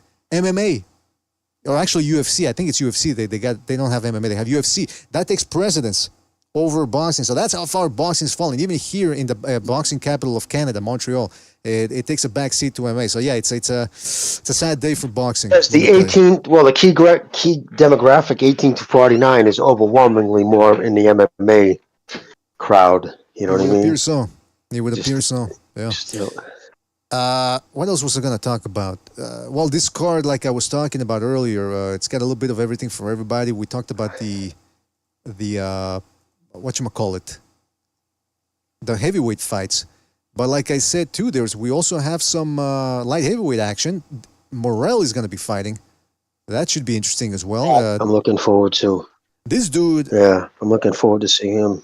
Brings it. When you talk about he's not out... I like this guy. He's not back foot bitching it. He's not fighting in the ass style or the old Cuban style, running around one punch at a time. This guy brings it. And his uppercuts. Remember when we did that list of judging the best characteristics of fighters? We did that late last year. Like, who has the best jab in boxing? Who has the best uppercut? This dude was nominated for uppercuts. There's not that many good uppercut fighters out there anymore. This guy, watch out, man. He gets you on the inside. He's gonna whack you with a couple of uppercuts, let me tell you. So I'm very interested in watching that Kalashnik. I don't know how you pronounce his name. He's no pushover. He's only ever been stopped by Beterbiev, and again, that's no embarrassment there. And he actually gave Beterbiev quite a fight. So very interested to see how that one goes. And then, of course, like I said, you got Andy Krusik and Antonio Moran. That's the least interesting fight for me. But I still want to see Andy Cruz just to see what he's got, in the professional ranks. Fellas, don't forget to hit the like. It really helps us out. We're gonna be opening up the phone. Can I tell you a rumor I heard about the Lomachenko-Davis fights? Oh yes, the fight that please. is now postponed. Loma's just decided he just doesn't want to deal with the bullshit. He's waiting till next year. Goes to show he's got 1 foot out the door. That just crushed him. That getting robbed, I think, just took the love of the sport completely away from him. And so I think he's just looking at it now like financial, and he doesn't want to deal with any bullshit. And Davis was asking for, I was told, insane guarantee money. Like the highest guarantee he ever had in his life was $5 million versus Ryan Garcia. He was looking for upwards of 10 times that, between 40 and 50 million guaranteed. Which is just asinine. How much? He was starting was 40 to 50 million guaranteed, the kind of money that Canelo gets. That was his opening price, and they weren't budging off it, which is telling you what, he didn't really want that fight anyways. Okay, but it's funny because Lomachenko, who had already agreed, like, yeah, we'll sit down in principle after weeks of this bullshit, he pulled it, said, yep, no, we're gone. I'm going to be with my family. Yeah, and I thought, I'm like, good for you, fuck him. Now, who's he going to fight? Well, I mean, okay, first of all, if that's true, I got to ask here, if that's true that he was asking for that much money, how come the Lomachenko side didn't say that on Twitter? Lomachenko doesn't say half the shit. Like, you never hear him talk about, he'll never say, like, during the Teofimo Lopez negotiations, he never tweeted out or never mentioned that he had already signed his contract in December of the following year. And whereas Lopez didn't sign until February. He doesn't really give a shit about Twitter and talk that. But yeah, I mean, I prefer he would have put out there that he was asking for ridiculous money. But it wasn't like, it was just funny too, because now that, it's even still, yeah, Lomachenko's 37 years old. I didn't want him to take the fight. My thing is this, dude, you avoided him like the plague for 7 years. Like, straight avoided him, wouldn't say his name, turned down multiple offers, wouldn't even entertain him, like, wouldn't even respond to him. But now that he sees the kid got robbed, his heart's not in it, still think he'd beat him, still think he'd beat Davis. But I didn't want him to take the fight. I know that I'm being a selfish prick, but I mean, fuck you, dude. You waited 7 years till now that you're in your physical prime and he's in, on the ugly side of fucking 35. Okay, I'm ready to fight now and I want ridiculous money. We all knew he'd want a lot of money, and I know that, I think Ring IQ actually reported too that he heard the same thing, that Davis was asking for insane money. His first offer was like 10 times his highest ever. Yeah, so money. We got two sources. And again, people are going to say, oh, those are just rumors, blah, blah, blah. Because again, we were MIA during the last week when all this was going down. And I did see, I decided to peruse a couple of these other podcasts, especially the usual suspects, LDBC and all that. And they were talking about, how Loma Dokachenko and blah, blah, blah. And I'm thinking, well, wait a minute. First of all, Jimmy made us a very adroit point here, a very salient point, rather, about the, Lomachenko not talking about it, because when the other example that I have of him not mouthing off about negotiations was with the Devin Haney one. He signed the contract first, and then Mike Coppinger announced, he was talking with Max Kellerman on the air, and Max Kellerman said, okay, so you're saying Lomachenko already signed his part of the contract. Where's Devin Haney and all this? And he says, well, he's still trying to iron out the details, certain details. So there you go. It's like, Lomachenko is never a guy who signs a contract and then goes, hey, what's the holdup? Or even Aegis Kilmas, or whatever his name is. I don't know how to pronounce it. He's the guy that usually talks a lot. I would have expected him to maybe talk about this. But again, Lomachenko, you won't catch him complaining, which is what surprised me about these guys, LDBC people, calling Lomachenko a duck or a scaredy cat, because of all the fighters out there, he's the guy that complains the least, has fought the best, fought them in their hometowns, whatever it took. Even when Teofimo Lopez wanted more money, Lomachenko said, yeah, take it out of my purse. I just want to beat this guy up. This is a guy that you cannot accuse ever of holding up fights. And yet for some reason, these LDBC people, they're the first ones, they just love to call people ducks. They don't talk about the fights too much, which is, which is so surprising, because they love to talk about this guy's ducking this guy's ducking that guy. And then when they finally make a pick and that fight finally happens and they make their pick, they always make the wrong pick. Deontay Wilder versus Fury. When they were talking all this time about Joshua ducking Wilder, Joshua be ducking Wilder, man. And then you see what happens. Joshua is still on top, or at least near the top, and Wilder is shot. Errol Spence versus Terence Crawford. Hooey, how long did that take? 4 years of just talking about how Crawford was scared. Crawford wipes the floor with him. Stephen Fulton. As soon as they saw that Stephen Fulton was going to fight Inoue, and then they had to Google Stephen Fulton, who he was. They saw, it's an Afro-Anglo. All of a sudden, Inoue is cheating. He's complaining about the blood test. He's double stacking. And then what happens? Inoue wipes the floor with him. Do I need to go on and on and on about all the examples that these guys are too busy complaining and they're terrible. Guys, they're too busy complaining and accusing guys of ducking. They don't actually watch the fights, Jimmy. No, of course not. They didn't know who Inoue was. In fact, it was Dog's Nation who said that Inoue was surprised that Fulton reached out to him because he wasn't even on his radar. And it's like, dude, how can you... he was calling Fulton out a year ago, a year before the fight. He called him out the summer before, a full whole year when he was still in the weight class below. He said, at the end of the year, if I win Butler, because he knew that was the fight, next, he said, if that fight goes the way, planned and I win unified, I'm moving up and I want Fulton. He said that in August, a full 11 months before. And right after the Butler fight, what's your plans? I want to go up to 122 and fight Fulton. And then for them, when the fight was announced, to act like it was Fulton who pursued the fight, and anyway, never saw it coming. It was just, dude, they spin narratives. It's insane. It's insane. They just lie, just literally make shit up in their echo-chambered, fucking audience just sits there and guzzles it up. Because it isn't about facts, it's about how it makes them feel. So to be able to call Lomachenko, the Ukrainian blonde, blue-eyed guy, a duck, that's all they want to hear. Good, shit on him. That's all. That's the only thing that matters.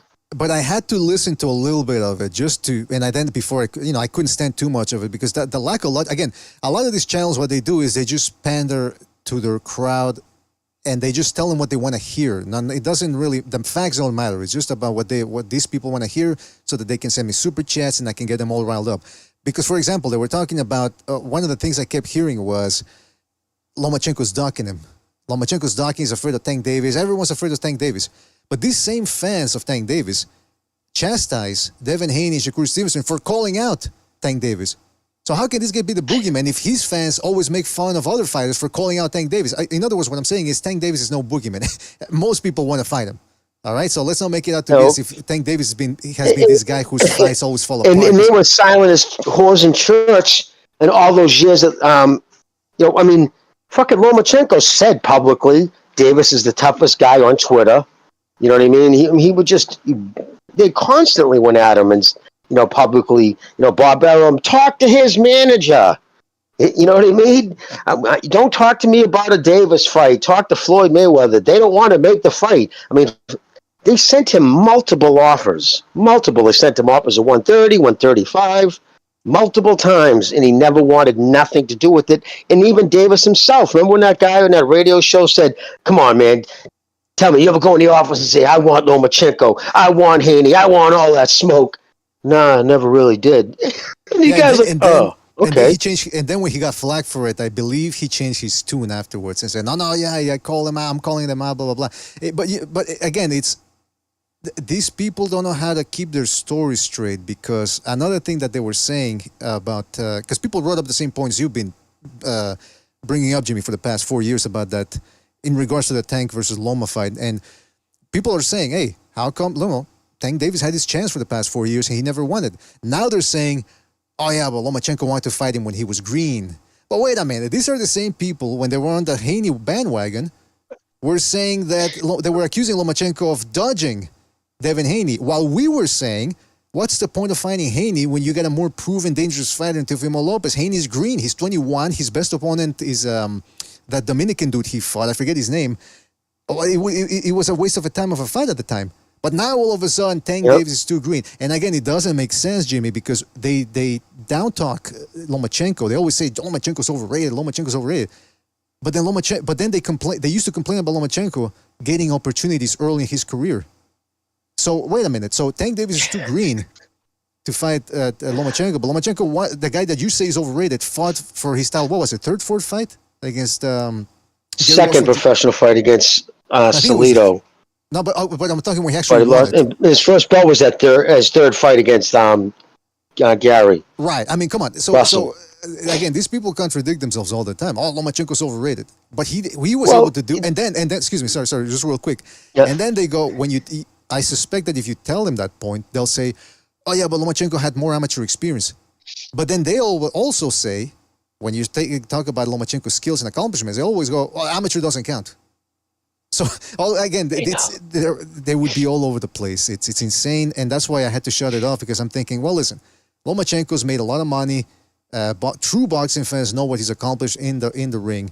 I don't feel too bad for him if a certain special ed demographic wants to chastise him or condemn him for not taking this fight. And by the way, fellas, 78 Sports. Well, I said the general. Real quick, Jimmy. Sorry. I'll be right back. All right, I've been holding on for a bathroom break here, but I'll be listening. All right, I'll be listening to what you say.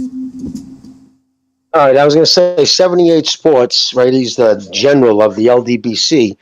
He actually said, this was not that long ago, this was a couple of months back, he was sitting there saying, where's all the hardcore guys? Notice all the hardcore podcasts, the guys are supposed to be hardcore. Nobody's talking about the Bivol Beterbiev fight, right? And somebody in the chat says, Beterbiev is injured. And all of a sudden, 78 reads it, and he goes, oh, he's injured? So he didn't even know that. Right? Right. He didn't even know he was injured. I thought you were the hardcore, bro. Yeah, right. Then it was so funny. Then he was quiet, like dead quiet. You could actually hear birds where he was. They were chirping in the background. Add just perfect fucking ambiance to it. Chirp, chirp. And it's dead. And he goes, I'd like to get some chats in there. Let's get some thumbs up, guys. Like he tried to totally. You could tell he was going, God damn it! I sound like an idiot because you're supposed to be the boxing guy, right? Everybody's calling you, and you didn't even know the fucking Beterbiev was injured. And he even set it up by everybody's an idiot. It was all the so-called hardcore guys podcast. Nobody's talking about that Beterbiev fight. So it's ridiculous. The LDBC, they're just new media. They're an embarrassment. I mean, you could very easily summarize it as just, lying racist. That's literally it. Last time I saw one of his videos, I think it was a short, and it was just like he was saying if Crawford loses, he was like, "It's bad business. It's bad business." And it was just like him looking like at some lake, some dirty lake. I thought it was funny. Like if Crawford loses, it's bad business. It's bad business. I mean, yeah, he fucking actually. I mean, you heard the other thing he said. I better never be perceived as that, and he'd say the N word. If you're one of those white people who are afraid of black people, but he said the N word, he goes, you better be afraid of me, because Billy Joe Bob, and he started talking with a white guy voice. I'm not one of the good ones. Like he hates, he despises white people. Just it oozes from his pores. I mean, he called King Ryan, right? Ryan. He called him the king of the monkeys. He calls white people monkeys because we have recessive genes, and basically they repeat that fucking ignorant black Israelite talk. And you can tell these stories of vampires come from. You know what's funny too, right? Is that his own. Hold on, bro. Hold on. Hey, Jimmy, he said that the story of vampires come from people that are scared of the sun because it hurts them. He said it comes from them people, you know. That's where the stories of vampires come from, you know, because they can't be out in the sun too long. We're sun demon, cave demons, Neanderthals, all the talk of the black Israelites, which I always find funny that not one of them black Israelites can speak, you know, Israel. I mean, Hebrew. None of them can read Hebrew, and they read the Hebrew. You know, they quote the first line, they quote wrong. I mean, these guys are a collective bunch of fucking idiots. Anyways, just their ignorance is crazy. Jimmy, but yeah, and that's the stuff he spews. What's that, brother? I was going to say, in his own worldview, he's inherently lesser than like actual Africans in Africa, because all African Americans have part monkey in them, apparently, part white, right? So where's logic in that? Is he calling himself lesser than Africans from Africa? So no, they've hopped on because now the out of Africa theory, which all it ever was a hypothesis. It was just a theory. There's never any proof that all mankind, you know, came from the Great Rift, African Rift. That was just a hypothesis. But it's been proven. It's been completely debunked now because of the advancements in DNA sequencing. Caucasians have. The same as Asians have a genome. Oh, okay, but I'm saying, I thought you were talking about the out of Africa. So no. We're all the same people. All African Americans have part European DNA in them, just because of all the time they spent here, you know, and the things that went on during that time. Well, I'll say this, man. If he's calling white people like monkeys, well, what are African Americans that are part white? I mean, listen, I'll say this: when it comes to boxing. There was a lot of spinned tales being weaved over this internet thing. And you know what? Some people say, oh, come on, BDA, you know, it's like, you know, they want to talk about it and they get angry over it. Like I said, Lomachenko, you can tell he's a guy that doesn't care. If he cared, I tell you who cares. Shakur Stevenson, Terence Crawford, Clarissa Shields. These are people that care what's being said about them. That's why they go on long rants on Twitter. Lomachenko doesn't care. So no, that's number one. Number two, I reiterate, the people that spin the most tales and these guys be ducking, that guy, these guys ducking, these guys ducking, you look at their picks and they get it wrong. They can't break down a fight. So they're not real boxing fans. They're just guys that they're there for the drama. And so I don't pay too much attention to what they say. I mean, I just had to do it out of curiosity. I had to listen to some of it and I said, oh boy, here we go. But that's what it is, essentially, with that. Now, I want to tell people, too, that the phone lines are about to be opened here. We're opening them up a little late. Should have opened them up half an hour ago. But I suspect we're going to get people calling in, talking. Fire that producer. What's that? You got to fire the producer. I mean, yeah, man, that would be myself. But no, but listen, I suspect we might get calls from. Welcome to Blog Talk Radio. We might get calls from all about this, but that's why I'm not even all that interested in that, because again, people love to talk about he avoided this guy, he avoided that guy, but you can't really say that about Lomachenko. To start, because your show is scheduled to start in. Shut up. He's fought the best, and then on top of that, he already told you what he was going to do before this fight. It's not like he changed his mind on a whim. So that's one of those things that was that. Yeah, I actually had a question about the whole build up because I actually replied to Steve Kim's initial tweet about the whole situation. I didn't get a response. So I was wondering, how close are you guys with Steve Kim and like communications? I don't know, Jimmy, do you talk to the guy? I haven't talked to Steve in a bit, but periodically I drop him a phone call, say what's up, or Okay, because drop a I tried DM.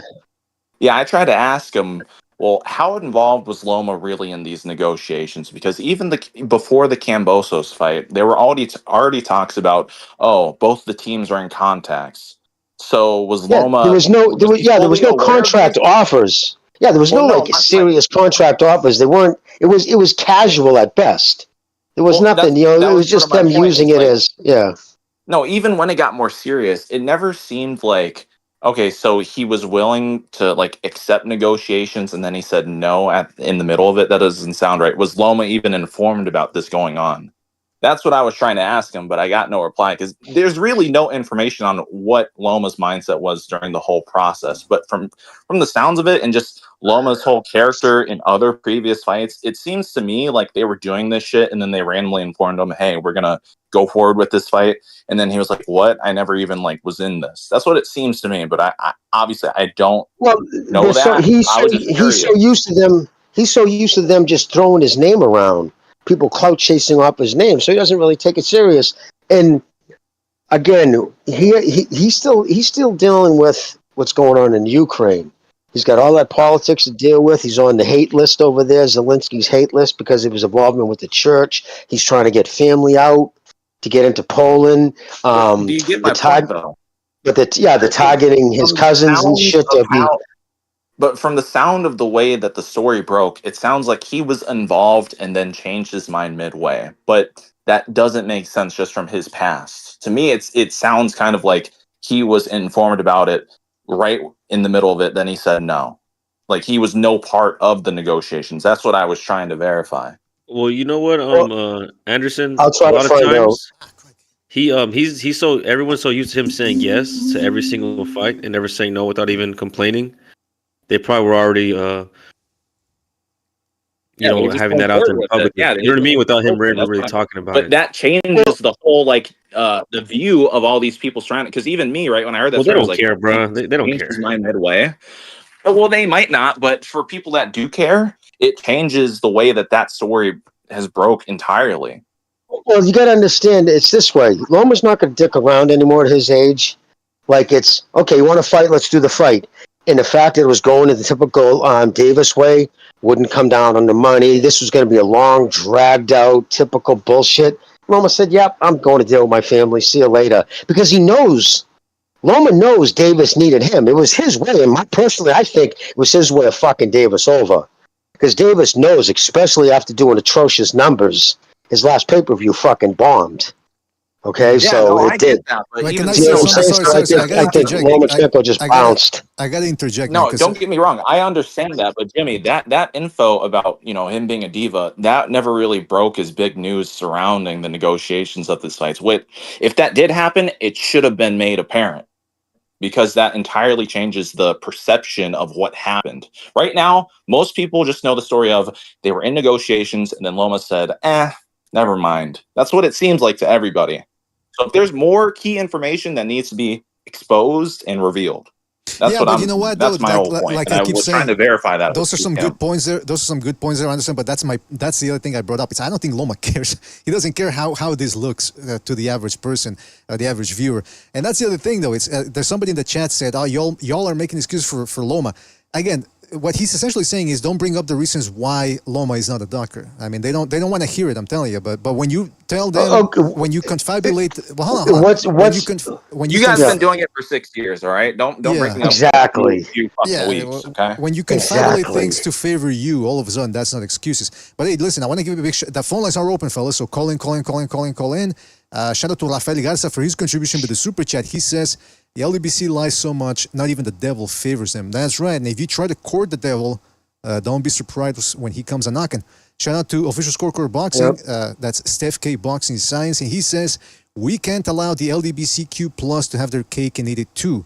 By Tank pricing himself out first and then claiming it's also Loma's fault and ducking.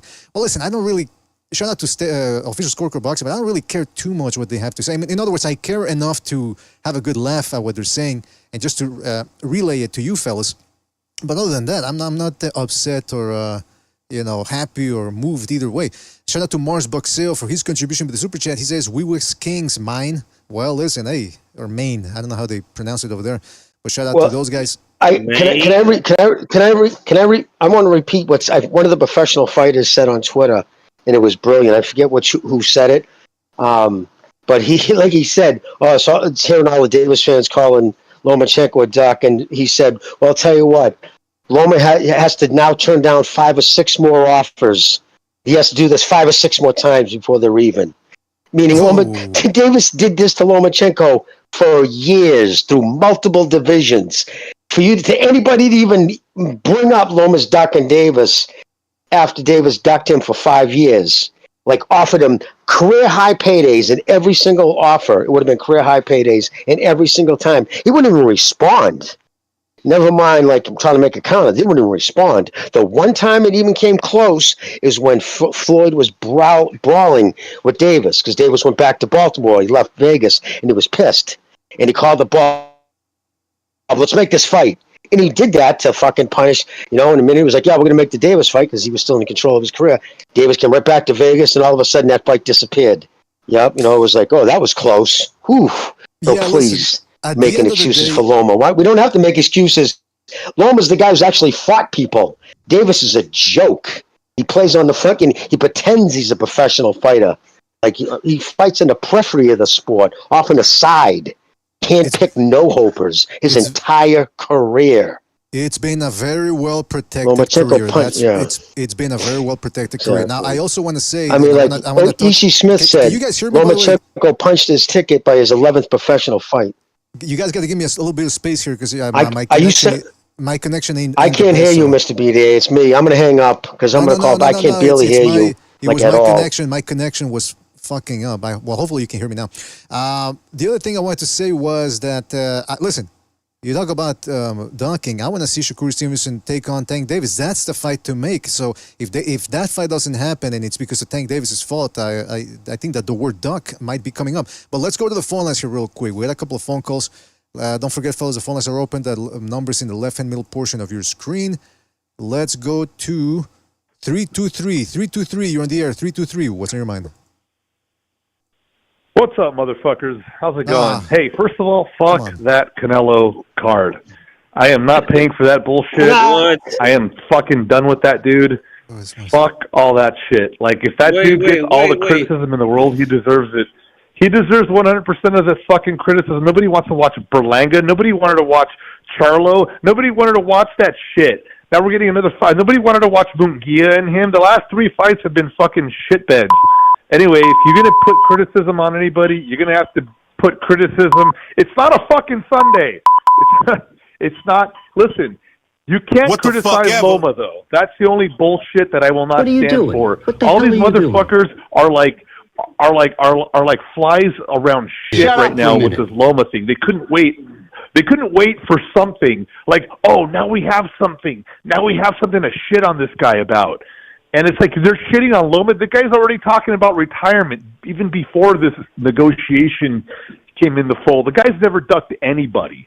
Okay, if you watch boxing, if you're a boxing fan and not some fucking fanboy of somebody, some fucking fighter or some promotional outfit, you would know that. Get your fucking head out of your ass. This dude doesn't duck anyone. He's never ducked anybody. What? Because he had to back out of the Cambosis shit because he was in fucking war, and they're gonna shit on him for that? You fucking heathens! If you want to shit on somebody, have a field day with Canelo. That motherfucker's just, I don't know what he's doing, and he just got stripped from the IBF title, which is totally fine with me, dude. That I'm just not gonna pay for that shit. You know what he isn't keeping. You know what he is with? He's with the PBC. So he is in keeping with the PBC standard of let's put on some 90-10 fights. You know, let's bring in some no-hopers that are not going to win, and let's try to sell some pay-per-views where you already know what the outcome's going to be. You know, like this Madrimov and Bud fight, it'll be competitive. I don't think Madrimov's going to win, but it'll be more competitive, and that card is way better. So I mean, if I'm going to spend my money on PVC fights or pay-per-view fights, PVC better do something to make them really good, because that's a shit card. And I think, how many pay-per-views this year already, and how many free fights have we gotten? Yeah. It's just the ratio's not. It's not a very good one.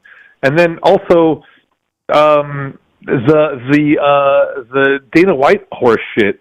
Why is he trying to fucking horn in on that? I mean, despite the fact that the card is bullshit, it's more of a cultural thing. It's not like a bunch of fucking Mexicans are going to be watching MMA on Cinco de Mayo. It's just more of a cultural thing. So I don't really get it. I don't really have much to say about that. But this whole issue with Tank Davis and Loma, like, they can go fuck themselves, dude. All like, right, listen. Loma, we get your point. That's really unfair to give that guy that much shit about. Well, listen, you're preaching to the choir. Where was Tank Davis when Teofimo was at 135? I agree. You know, like, where the fuck was Tank Davis the whole time? Listen. You got campaigning there so long. Listen, we got to let you go there, Don Madrazos. We get your point. Go put some soap on your mouth, please. Wash that out. Maybe 2 bars of soap, because I mean, my goodness gracious, it sounds like you've been hanging around with the Turki Alalshikh, man. Shit this, shit that, shit over. I mean, come on. What are you Turkey. doing? We've been hanging out with Turkey, bro. That's right. It's been great. Listen, you guys, I don't know about you guys, but I am definitely not buying that Canelo card. That sounds like a bunch of shit. $85. Complete no-hopers his entire career. All right, well, listen, shout out to Don Madrazos. Thank you for your call, and we'll catch you on the next one, man. Take it easy out there. All right, I'm going to call on Sunday, though. I'm going to call you motherfuckers on Sunday. All right, I'm hanging up on you, man. Hanging up on you. Well, I wanted to say something about Russell before he jumped off. I mean, he was just going to keep on swearing, man, so we can't have that on this show. It's a family show.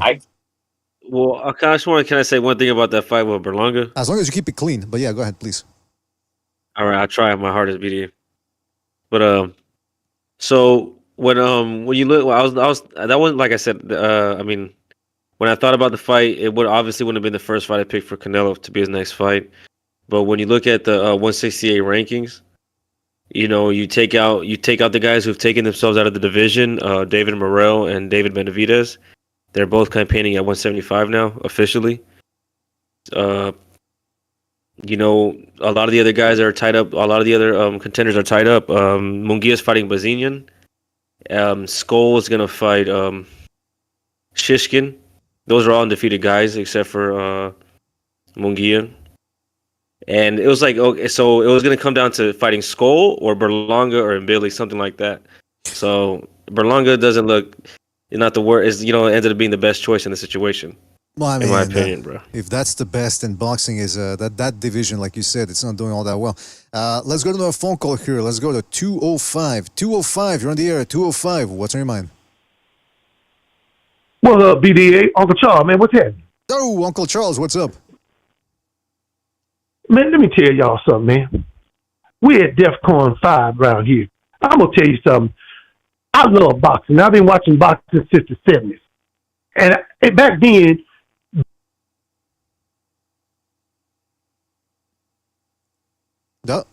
Uncle Charles, you dropped out, man. Yeah. Call back, Uncle Charles. He was getting ready. You could hear him. He was like a 100-meter sprint runner. He was in position. Up, yeah. Yeah, he was revving up, man, and then he just cut off there. He's ready to drop it. Real quick, can I say something about let me just say something real quick. Shout out to everybody in the chat. Don't forget to hit the like, and the phone lines are open right now, so make sure to call in, give us your thoughts on everything going on in boxing. Go ahead, Aldo, sorry. What did that last caller say about the UFC Noche card? Do you guys remember? He said something about how it's not culturally... He said, he doesn't know... Oh. Yeah, go ahead, Sobs, go ahead. I was gonna say he's saying that boxing is more of a cultural thing for Mexicans. So for him to expect that he's gonna get all the eyes on MMA, they're probably gonna try to watch Mexican, but they're gonna watch boxing in either way. Yeah, it's not about boxing, it's about UFC. But that card sucks, and it was hyped up as the greatest card ever. Dude, Dana and the UFC has been dog shit. Boxing has been killing it. I've been a pretty heavy critic about boxing in comparison to UFC or MMA in general for quite a while. for good reason too. But the UFC, especially Dana, he's been glazing like terrible things. He's got Arab oil money, ruining the sport. The UFC has really fallen off in a lot of ways. Still a little bit better in certain aspects, but yeah, it's pretty fucking bad. So that's fuck interesting. Dana White. Fuck Dana White. And yeah, that's all I gotta say. It's UFC no chase sucks. No, It's no. interesting So that look, when you look at the card, oh my bad, BD. No, go ahead, man. Go ahead.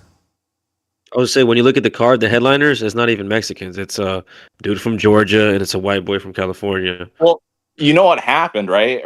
UFC has been trying for a really long time to really break into the Mexico market, and every single time they've tried, the Mexican UFC fighters tend to have fuck ups on the way. Yeah. Like back in the day, the heavyweight champ Cain Velasquez. First time he fought in Mexico City, the altitude fucked him up and he lost to a Brazilian dude. Right. They had 3 quote unquote UFC champs in Nico Montano, Yair Rodriguez was an interim champ, and then someone else, I think. Brandon Moreno. Yair lost. So they only got the girl, and it's just it's pretty fucking bad. They had Brandon Moreno too, but he was like just. Oh yeah, he lost. Yeah, so he had infinite rematches with that. He was good. He was a good fighter, but yeah, he unfortunately lost. So well, they only have a girl now, and nobody fucking cares. It's interesting because I've often been interested in the dynamic and the interplay between the UFC and boxing. The fact that for a while there it seemed like UFC was taking over, then it sort of got even, and then again the UFC started getting ahead. Now you're telling me that right now the UFC is kind of subpar. But that's interesting. It makes me wonder, is it because the MMA has capped, it's reached an impasse, a cul-de-sac, or is it because there's an ebb and flow? Sometimes it'll be boxing on top, and then sometimes it'll be MMA. It's the decision making from the UFC. That's where I'm really because even right now, right, their biggest quote unquote active fighter is John Jones. And he's actively ducking the interim champ at heavyweight. It's like massive thing. And this dude is endlessly on every single podcast he goes on to. He says, oh, John Jones is the greatest fighter ever. Like he just says that while he's actively ducking his interim champion. The interim champion just defended his belt. That shouldn't happen. Usually when you get the interim belt, you fight the dude right next after. Yeah, he's defending it now, and they still have the Stipe fight, which is a great champ, but he hasn't fought in like 4 years. His last fight was a knockout loss, and he's only fought 2 fighters in the past 5 years, DC and Ngannou. That's another fact that people don't mention. This dude hasn't fought a unique opponent in 5 years. He's coming off a knockout loss, and that's John Jones' next opponent. And he's old. He's like fucking 40 something. So look, Anderson Aldo, look. So and when Dana White gets questioned about this, and he goes, "So the winner of Stipe, it's definitely they're gonna fight Tom Aspinall, right?" Yeah. And he sits there and he smiles and he goes, "Definitely." When he knows damn well he didn't even smile. John Jones said no while looking down. He's gonna retire.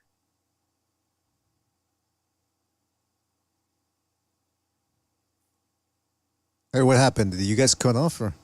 He's gonna retire after this fight.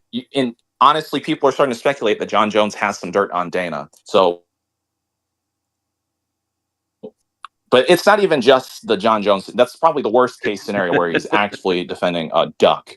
But UFC in general, like this Noche fight, like I said, it was hyped up as the greatest card ever, and it's shit from what we were expected. All the major UFC fights that were supposed to be great, UFC 300, fell through a lot of the major events. Kind of not on them, but it ended up being good because of the performances, but name value, it wasn't what it should have been. UFC 202 also had that issue. Yeah. So look, I think I think Canelo's going to outsell the UFC in September. He has the Mexican card or the Mexican crowd on lock. There's no competition. They have nothing in that card that's going to take people away.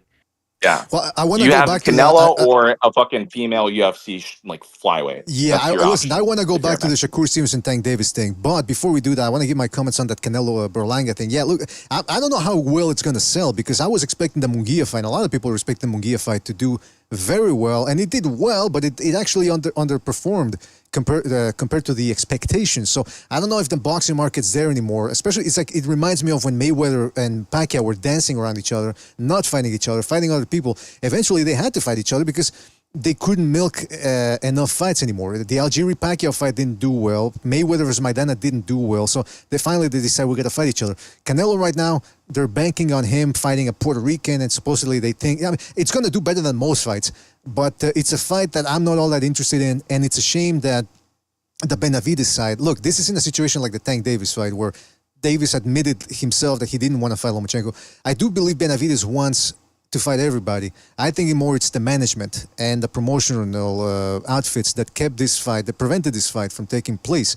However, there's fault there from the Tank Davis, the Benavidez side. They waited around 2 weeks. They had an extension from the WBC, they had a 2-week period for the WBC to decide whether he was going to stay at 168 or 175.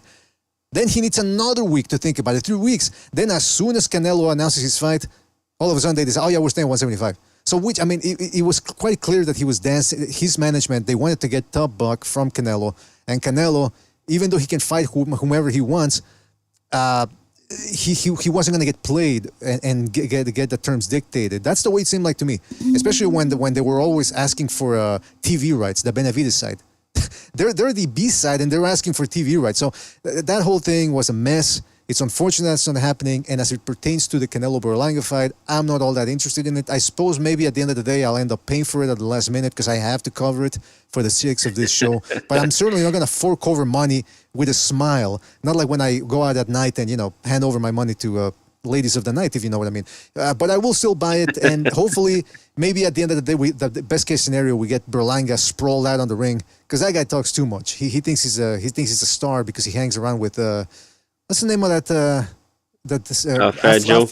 That Terror Squad. No, the Afro-Anglo comedian that got ran over on Walmart.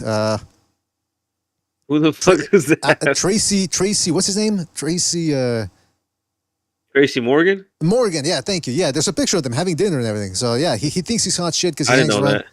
Yeah, he thinks he's the best because he hangs around with a couple of celebrities. Then he's talking about my haters. Did you see that video on Twitter? He's like, my haters are going... bad for your health, BDA. I mean, I'm not hating. He thinks we're hating, but we're just saying he's not as good as he thinks he is, and it might be. What you're not bringing into this is to account of this fight is Puerto Rico. Puerto Rico. You know what I'm saying? They got Danny Garcia, and you got Berlanga on the card. You know what I mean? You know what? You just sold it to me, man. Shout out to Never Sobers for breaking it down Puerto like that. Rico. Yeah, I remember Don King all the time in the 90s. Danny Garcia's on that card? He's fighting Lara for the middleweight title. Oh, fucking heaven. Yeah, he's Danny Garcia is just PBC's whore right now. I was gonna do a video. I thought he was retired. What is he doing? Like, who cares, dude? He's Go in their away. Like he's randomly just every single one of his past 3 fights, he's just randomly fighting one of their top guys. I was gonna do a video about that. I was gonna do a video. PBC's a joke. I was gonna do a video about that, about all the fighters from the PBC that just their careers went nowhere. As soon as they signed with the PBC, their careers are stifling. That's Danny Garcia. Last week, he released a video where he's talking about, he was an article on Boxing Scene. They're talking about how he has one foot out the door, but he still wants to accomplish more in boxing, but he wants to get into promotion as well, or promoting rather. And I'm thinking, there you go. Listen, think about it. He fought in 2020 against Errol Spence. Then he fought all the way up into 2022 against Jose Benavidez Jr., and we haven't seen him since. Now he's coming back against a 40-something-year-old Erislandy Lara. I mean, if that's not a career end, he could have had more fights. Everyone else, despite the pandemic, everyone else was getting fights. People on Matchroom were getting fights, Top Rank. The PBC just wouldn't get it done. And, it's a shame for Danny Garcia that he was looking like a future all-time great back in 2012, 2013. And then as soon as they go on over to Showtime and they freeze Deloy out, he fights Miguel Herrera, Rod Salka, Robert Guerrero, Paulie Malignaggi, Brandon Rios. You're thinking, all right, that's a nice career right there. The other thing I want to talk about, fellas, the phone lines are open. Don't forget to call in. The phone number is in the left and middle portion of your screen. Don't forget to call in. Really helps us out. If you guys call in, we give us your feedback. Let me just check the super chats here. Shout out to Real Talk Boxing for his contribution to the super chat. He says, nobody wants to watch Benavidez look at the pay-per-view numbers. Yeah, that's a shame, man, because he really is entertaining to watch. If there's anybody out there that's must-see TV, it is Benavidez, man. He brings it, man. He looks for the knockouts. But, it's just his management. Again, another guy that should have changed promotional outfits and management a long time ago. Real Talk Boxing also says that Canelo pay-per-view will do better than any Benavidez fight. Well, I mean, that's absolutely correct right there as well. Right on the money. Right on the money. But I wanted to keep talking a little bit about the Tank Davis thing. Because, okay, so that Lomachenko fight fizzled out. It ain't happening. The Tank Davis pom-pom weavers had their good time now calling Lomachenko a duck. But now it's time to step up to the game. And it's time for Tank Davis to step up as well and fight somebody. Fight the best, because he hasn't been fighting the best. I mean, it's only when he fought Frank Martin the last fight, he finally fought a top 5 lightweight, and that was a borderline top 5 guy. That was a guy with a flimsy record, kind of like Israel Madrimov, except Madrimov's been looking more impressive than Frank Martin. Martin arguably should have lost against Artur Hartovonian or whatever. I don't want to butcher his name. But the point is, Tank Davis now, it's up to him. Okay, he's a superstar. Everyone's scared of him, the face of boxing. You got to fight the best guy out there. And even though he might be boring, even though he might be a loudmouth, even though he might have bad hygiene, I'm just making things up as I go along, but whatever, he has to fight Shakur Stevenson. And if he doesn't fight Shakur Stevenson, who's he going to fight? Isaac Cruz? Rayo Valenzuela? Come on, those aren't the best. You got to fight Shakur Stevenson. You got to go up in weight and fight. Exactly who he's going to fight. Who? The winner of this fight. Please. Tank. He's going to fight the winner of the Cruz Venezuela fight. No. But why can't they make the Shakur? Why doesn't he? If Shakur Stevenson really sucks, okay, he's a runner. He fights in the ass style. He's a back foot bitch. Okay. I mean, here's the thing, though. I understand that it's not going to be a pleasing fight. But if you really believe, and we know Tank Davis probably feels that he's got the judges on his side, the establishment is with him, fight Shakur Stevenson. Okay, let's say it looks bad. You go back to fighting anybody else and you knock him out. And people forget about it. Why is his team so scared about how the fight's going to look? It's just one fight. It's not going to define your career. So just fight Shakur Stevenson already. I mean, did we ever have to do this with Lomachenko, by the way? Hey, man, when's Lomachenko going to fight Linares? When's he going to fight Rigondeaux? When's he going to fight Teofimo Lopez? When's he going to fight Devin Haney? He was the one chasing those fights. With Tank Davis, we got to start, every time they start negotiations with a fight, we got to wonder, oh my God, how are they going to try to spin this? That Shakur Stevenson priced himself out? That he wanted the fight to take place in Puerto Rico, his native country? And Shakur Stevenson, I mean, come on. It's make that fight happen. Why not? I was even on the record saying this before the Lomachenko negotiations crumbled. I was saying, look, if I'd rather see Tank Davis versus Shakur Stevenson, I went on Inevitable D-Block. He does hangouts on Twitter. And I was there on one of his shows, and I said, I'd rather see Tank Davis take on Shakur Stevenson. 2 guys in their 20s, undefeated, in their primes. Not a guy Lomachenko who had to go to war and who's been, he only did his last fight to please his father, who looks like a bit of a psycho, by the way. I don't want to see that. I want to see 2 guys in their prime fights. Is that too much to ask?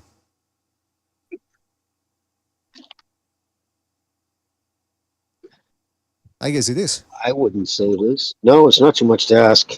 I was saying, remember that I didn't want Lomachenko to take the fight, even though I wanted for years because I know what would happen. But yeah, once I'm like, now you're gonna come around now or so. Okay, when you have absolutely nobody else to fight because now you can only fool the fans for so long, and because Haney, I mean his face of boxing, yet Haney, Ryan Garcia did more than double what you did against whoever the fucking handpicked no hope you fought. Martin, give me a break. Martin will never be world champion. That's another thing. His opponents, the fights never age well. It's not like the guys he beats go on to do anything. I mean, Rolly Romano, will we ever see him again in the ring? God, I hope not. But you know what I mean? It's just a joke. I mean, it certainly is a disappointment. The only guy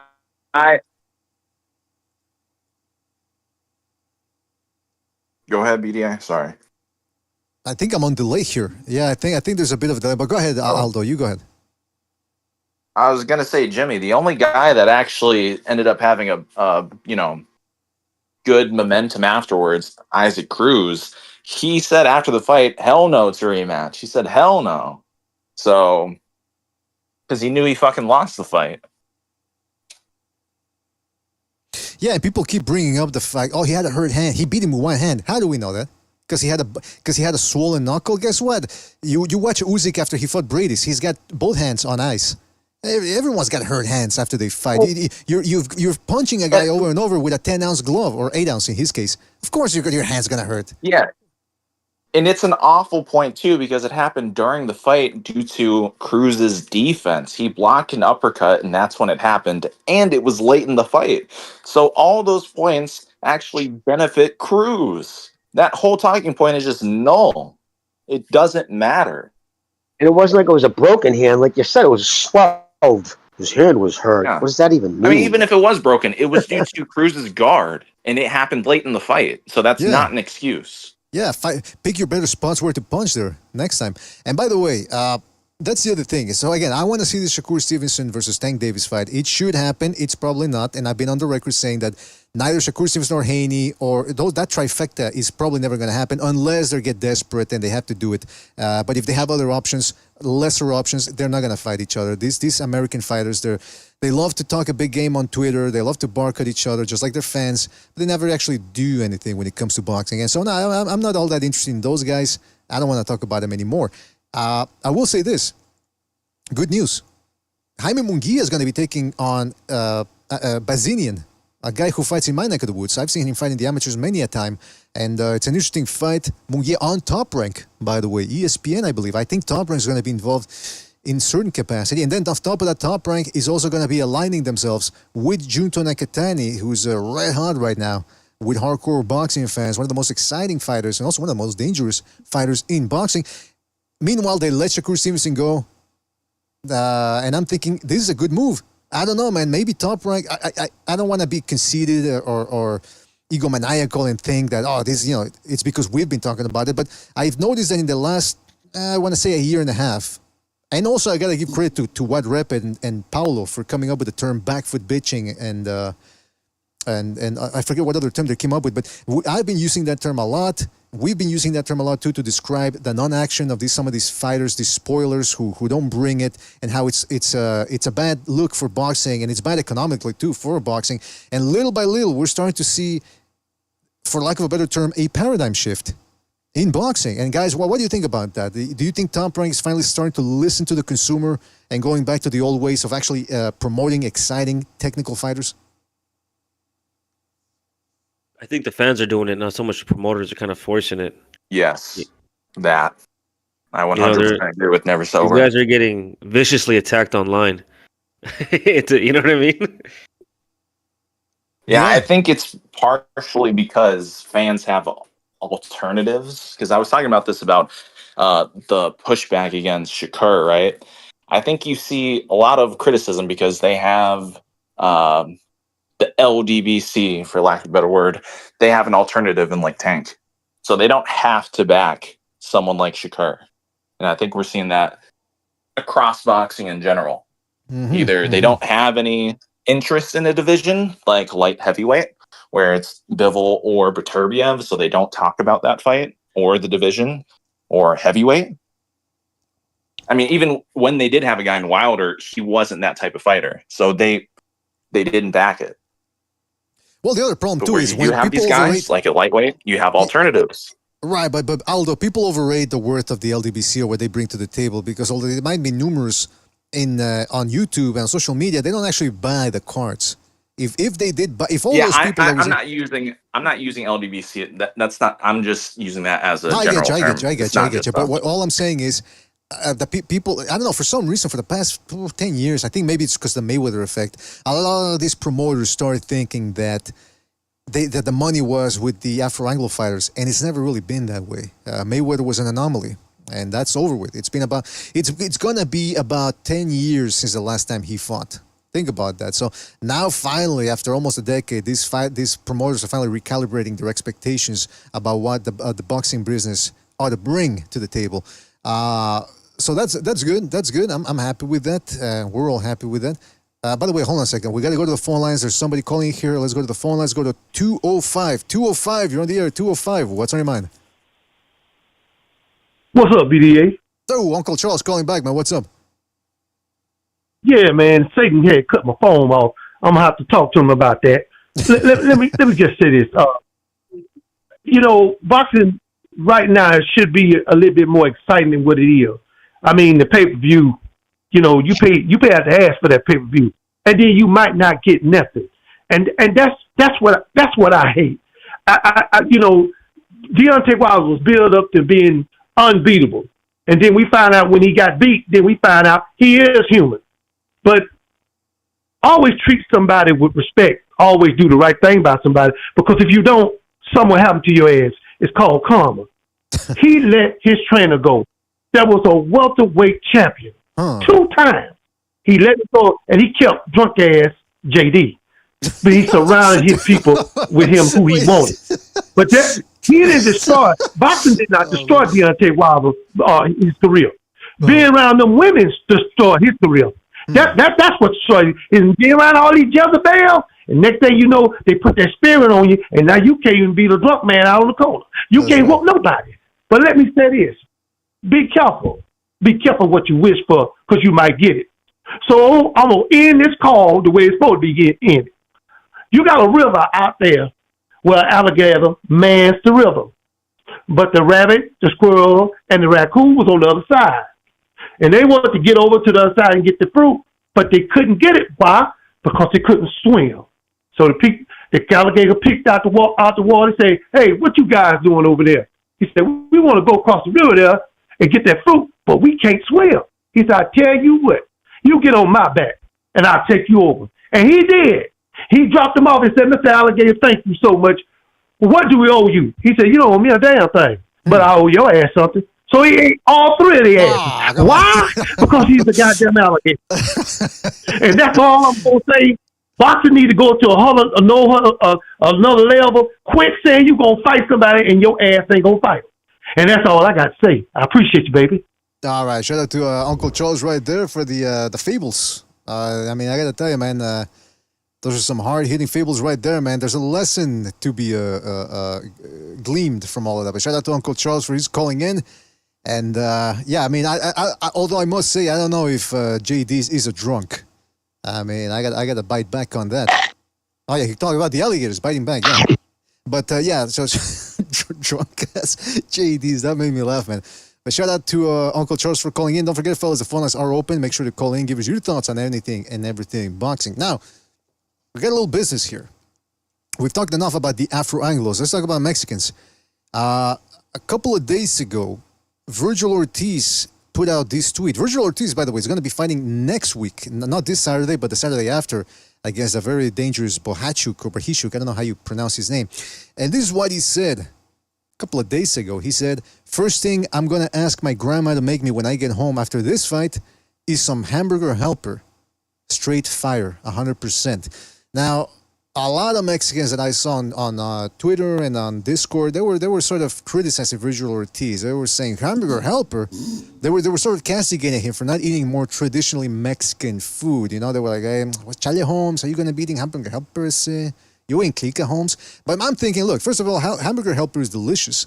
Although I don't eat it myself because it's anything that's out of a box, too many additives, too many preservatives. I don't go for that type of stuff. But the last time I had it, which was decades ago, it was delicious.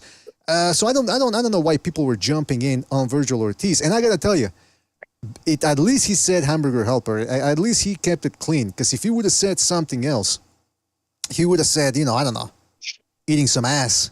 Hey, I'm gonna get my grandmother to cook me up a dish of ass.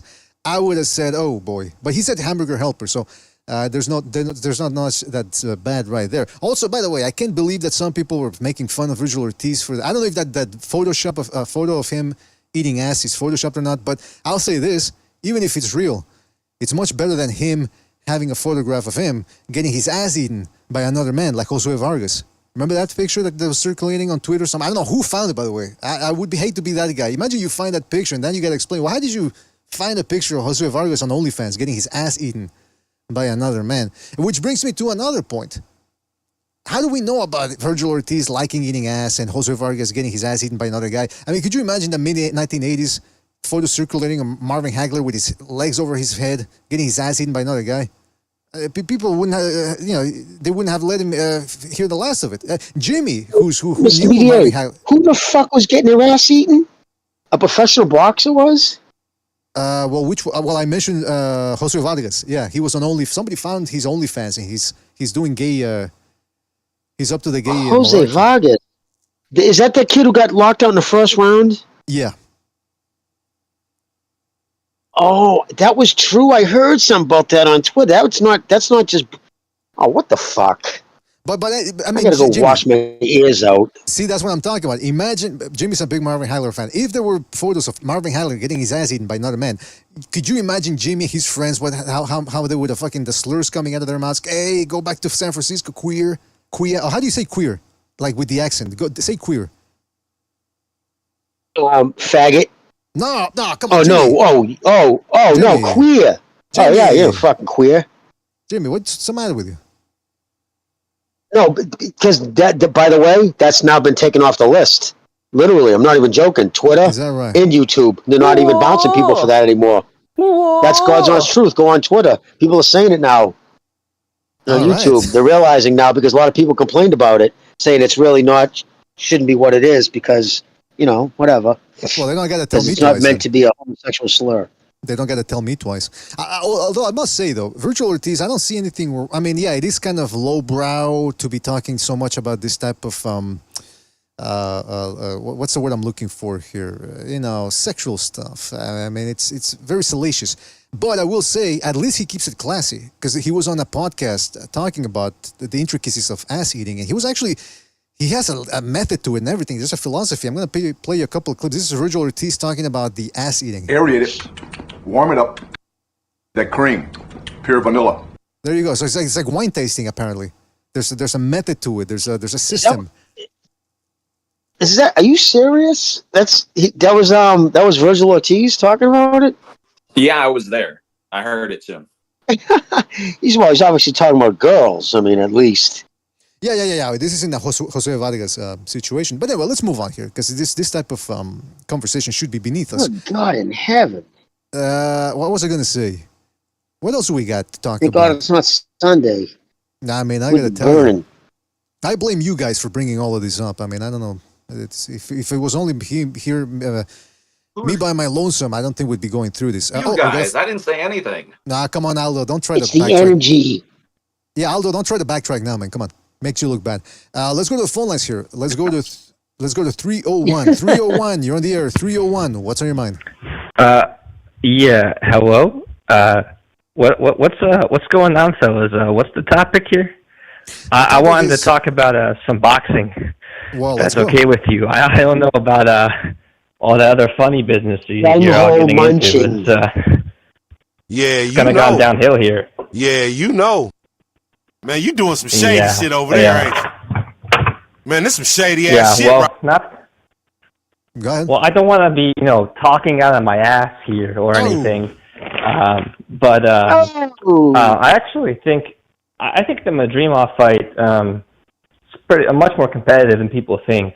Mm-hmm. If I recall correctly, his first fight was a 10-rounder against Vladimir Hernandez, which is an incredible name for a Mexican.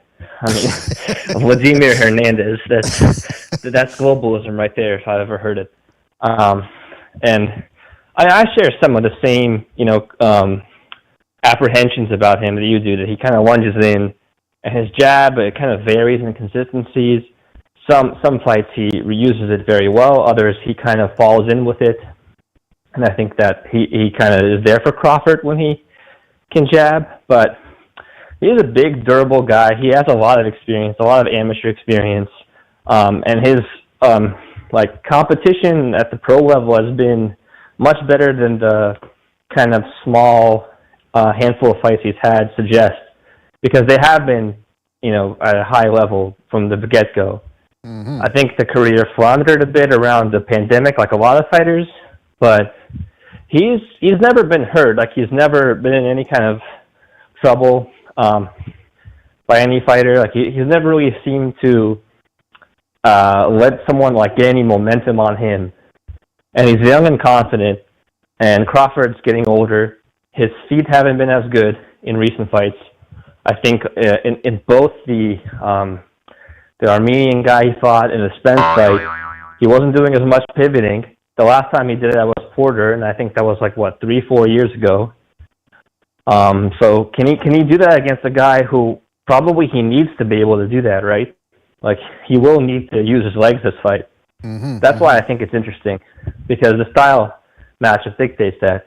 If this were a few years ago, let's say Madrimov had the same age and experience, I would definitely lean towards Crawford, and I still do. But I think it's much more a competitive fight than people are talking about. And I think it is a pretty good card, like you said. I think it's unfortunate that this card's not selling well. It suggests, like Jimmy said, that the boxing public is very based on name recognition. But I mean, I am considering going to the fight in person, so I am kind of rooting for the ticket prices to go down in price. If Crawford wins this fight, in my benefit. If Crawford wins this fight, are there a lot of big things down the line for him? Down the line, listen, he had a pretty tough run, a lot of negotiations, with the Spence ordeal. That's very stressful. Okay, so you got to go back, you got to talk to your team, you got to look what's ahead, you got to, see what the options are available. There's no need to rush. We do things on our terms. We keep things in house. You know how it is. We're out of the field. We're in the house now. So we're on to bigger and better things. So, anything's possible. We'll see down the line. There are a lot of matchups, and there are a lot of great fighters. I tip my hat to them. They're hell of a fighters. But it all depends on what makes sense. Irish Andrew Ward, yeah, that's the best one at the end. What makes sense? Irish Andrew Ward is the best at repeating these colloquialisms that these fighters always say. He has that rhythm. It's a lot of things down the line, He's got to go back, talk to his team. It's been a hard camp. What makes sense? I might make a boxing GPT or a boxing promoter GPT or something, Go ahead, man. Like for these type of things. So the reporters don't even have to ask them the questions. They can just get the transcript every time. Yeah, I mean, what is down the line though is interesting because does he go up and fight like nobody at middleweight? There's no one there, so does he just jump up to 168, fight Canelo after that? I personally think that's a really retarded fight. I don't know what people are talking about it, but hey, it's better than Berlanga. It literally is more competitive than Berlanga. But I will say that I do like the fact that Canelo is trolling Benavidez, just because I feel like that guy, his reputation is built on kind of thin air too. He's hasn't really stopped the guys he was going to destroy. He didn't look that dominant against Plant, nor this other guy he fought, Gvozdyk, who I thought that was a layup. I mean, the guy was out of the game for 5 years, basically, and he quit. He retired based on his lack of willingness to fight. There's very little you can expect from a man like that, because that quit in him, that doubt that's in him, right? He didn't even have that many pro fights, so you just have to assume he doesn't not really championship material. He has skills, but you need more than skills and ability. It's boxing. Well, it's not a fight after all. I mean, it's not MMA. That's right. Yeah. You're right. Yeah, this ain't a fight. This is a sweet science. Hit, not be hit. Yeah, this ain't a fight. Well, listen, Irish Andrew Ward, man. Always appreciate you calling in. Good points as always, and we'll catch you on the next one. All right, man. Take it easy out there. Yeah. Interesting choice of topics as always, guys. I mean, it wasn't my choice. You're doing a hell of a job. It wasn't my choice. But I don't know. I don't know what's down the line for the show. Is it going to be, all variant of other rectal play? Nah, come on. I'll be tuning in. I'm hanging down the line, up the line, up the ass. Who knows? All right, I'm hanging. All right. Shout out to you. You know what? There's nothing down the line. I'm doing a line off a mirror, if you know what I mean. Shout out to everybody in the chat. Don't forget. Was that Booty Loose? No, that was Irish Andrew Ward. Shout out to Irish Andrew Ward for his call. Don't forget to call in, everybody. Hit the like. Let's go to another phone call. Let's go to 925. 925, you're on the air. 925, what's on your mind? What's up, BDA? It's Richie Rich. Oh. What's up, man? Yeah, a lot of stuff to talk about. A lot of things going on. First, I want to talk about Clarissa Shields. She get that W on Saturday. Mm-hmm. She did good. she's definitely by far the best female boxer, but I think she got to change her attitude a little bit outside of the ring. She's a great boxer, got a lot of accolades, but if she want to get more fans, she's definitely got to stop doing the Shakur Twitters and stop tweeting and talking shit to everybody and running her mouth. Something she got to work on for sure, especially if she's got a damn movie coming out, and I don't even know why they're making a movie of her right now. She's not even done with the damn sport. Is it going to be a horror movie? But watching her, it's because she's so stunning and so brave. She's not that scary looking, BDA. Well, I tell you, she terrifies but, me. Her fat ass terrifies me. Oh yeah, she got a lot of attention in Dune, this weekend over that big booty Judy. Yeah, in Dune they got that giant worm coming out of the sand. That they should have just Clarissa Shields' fat ass coming out of the sand. That's terrifying right there, man.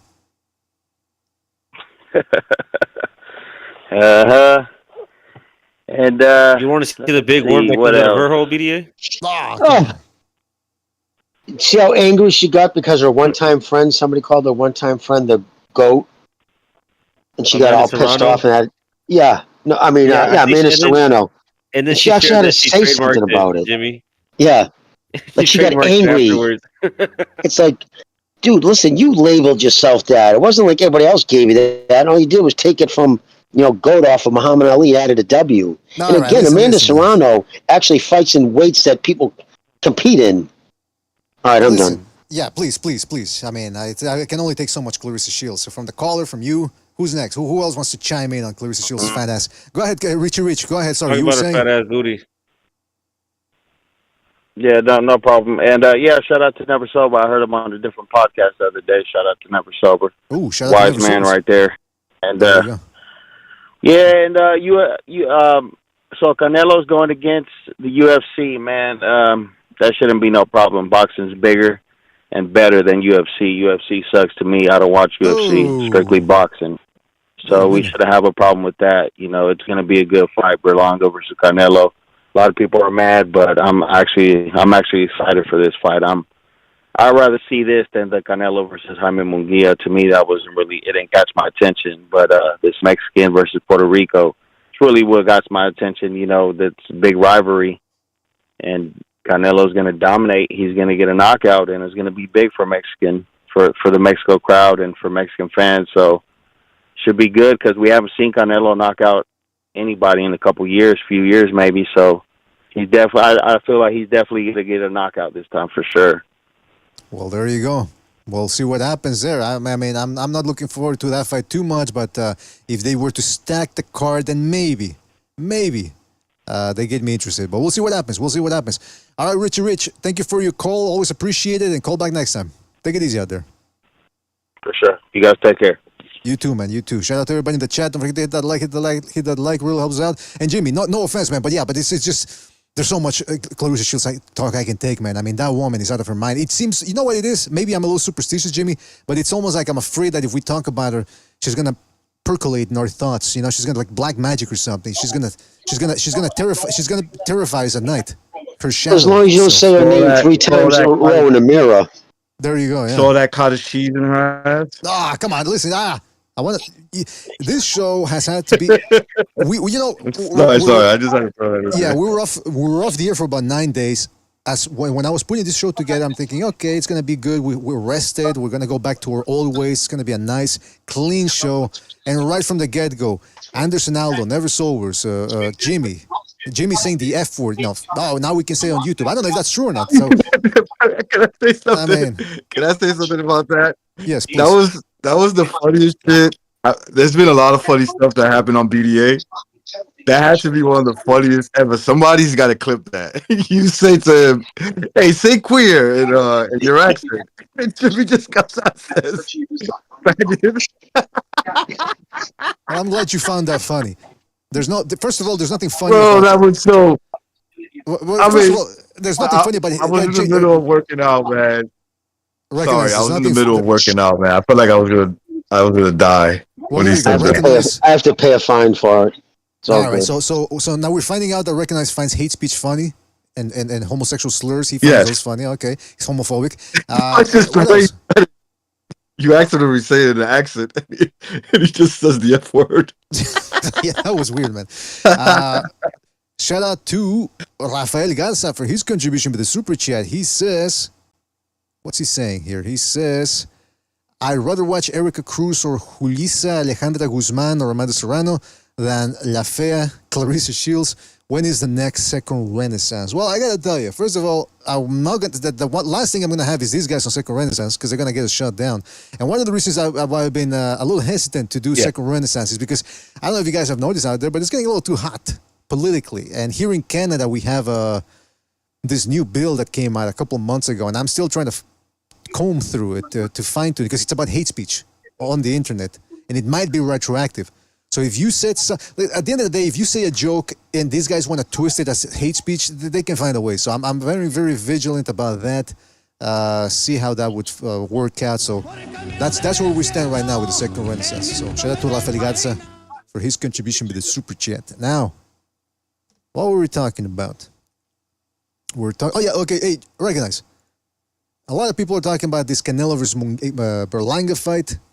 A lot of people are saying it's Mexico versus Puerto Rico. How, you're Puerto Rican. How deep are you in the Berlanga sweepstakes? I mean, are you for Berlanga? Are you disinterested in the fight? What's going on?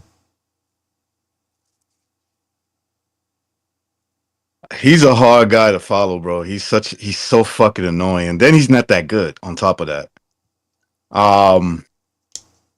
It would be a big rivalry if he was actually, maybe not on the level, but let's say on the come up. Okay, let's say all the fights that he would have had, that they were all cherry picks, or these lower level fighters, and they say he'd have knocked them out, all of them. Even though he never fought anybody, I would say, this is going to be interesting because he obviously got some power that maybe he could hurt Canelo, and he's bigger than him too. And I think that to an extent, there's still that little bit of mystique there. But bro, unless Canelo's just totally shot, this should be a layup. And so it doesn't really have that that Puerto Rican Mexican rivalry that it has. You got to be close. At its greatest is when you're talking about two guys at the same level, right? De La Hoya, Trinidad, Salvador Sanchez, Gomez, Wilfredo Gomez. There's a few that slipped my mind. Chavez, Hector Camacho. These rivalries had an even field. These were guys that were pretty accomplished. Let's face it, like Berlanga is like a prospect. Basically, is what he is. Mm-hmm. And Canelo is Canelo's going to go down as an all-time great. So I don't really think that much of the fight. Would I watch it? I think there's going to be some intrigue both ways. There's like, okay, what if he did beat Canelo? And then there's that I kind of want to see Canelo like wash this dude because I don't think he's deserving of it. You know what I'm saying? So like get like take out the garbage type of thing. But it's not an appealing fight where I look at it and be like, yo, Canelo, there's a good chance he beats Canelo. Like the way I would if he was to fight Benavidez. Right. No, I got you. That's a good way of putting it. Yeah, I'm not all that. I'm not looking forward to that fight at all, man. It's a shame that the Benavidez side couldn't get their act together and press for the WBC mandatory position. But I will say this, though. You reminded me of something. Okay? J.A. in the chat said, how about Canelo versus Cotto? Or Cotto Margarito. That's the one I wanted to talk about because Gabriel Montoya, a boxing journalist, he brought up the fact that Margarito Cotto was one of the most memorable fights he's ever been at. And he said, people should really look into what actually happened with the gloves, with the hand wrap situation. Because for those of you that don't know, Margarito for a long time now has been branded as a cheater because when he fought Sugar Shane Mosley, there was an aberration with his hand wraps. And to this day, people claim that he had plaster of Paris on his hand wraps. His hand wraps were thick and hard as plaster, and that's how he ended up battering Miguel Cotto a year prior to that. Well, Montoya is one of the few guys who actually investigated this in depth. He was actually at the hearing for the Margarito sentencing, the commission, the California commission had. to this day, it's one of those issues that really expose. I guess what you could call it is this issue filters the true boxing fans from the casuals, because it really shows you who looks deep into an issue, who just listens to what other people say, or just reads the headlines but doesn't actually read the article. Margarito was caught cheating, meaning he had a foreign substance in his wraps. That's illegal. If you have something that's not supposed, water on your hand wraps, it's illegal. They found a foreign substance on his gloves. They never found a cast, the whole fucking hand wrap as plaster. What happened was Nassim Richardson, who's always up to little tricks, by the way, when he's surveying the other fighter getting his hands wrapped, had an issue with the way the hand wrap was being wrapped. Something about how the wrist or something. I think, it's being wrapped too much to the wrist, blah, blah, blah. Supposedly, he grabbed the hand wraps and something fell out, and it was like a pad that felt hard, he says, or moist. So immediately he started making a scene, and lo and behold, he disappeared with that. 30 minutes. He took it, didn't want anybody to see him with it, didn't want anyone touching it, so he disappeared. Nobody knew what he did with it. Then he comes back, and it became a whole thing. So again, people say, oh, he had plaster of Paris. Well, guess what? The official report says that there were substances that were what's the word they use here? That were consistent with plaster of Paris. Substances. And do you know how they come to that conclusion? How they determine that? They actually had to look at it through a microscope. They looked at particles of something that might be associated with plaster of Paris. So this whole thing that they found his gloves, his hand wraps with plaster of Paris, that's not true. He didn't have a cast over his hands. And to this day, people still think that Margarito willingly put plaster of Paris, which he didn't. There was no plaster of Paris in the first place. There was the reason why he was suspended was because somebody did break the rules with the hand wraps, and they had substances on it that they weren't supposed to be there. There was no plaster of Paris on it. That's like saying, oh well, you have so he just basically Margarito just took responsibility, even though he always, to his credit, he's never changed his story. He said, I had no idea that was there. Like he's always said that. He's like, I had no idea. I just get my hands wrapped. He wasn't aware of any of this stuff. So he took responsibility for the foreign substance.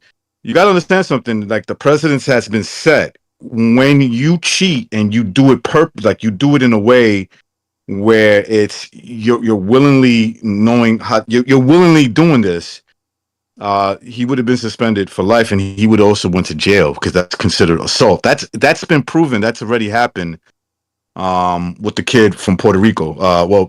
Puerto Rican dude from New York. What's his name? Louis Resto. He went to jail and he lost his license. He actually went to prison, and his trainer, Panama Lewis, was banned for life. That's right. That wasn't the case for Margarito, so that should have told people right there. Well, okay, how come Margarito wasn't put in prison? How come Margarito wasn't locked up? And here's another thing.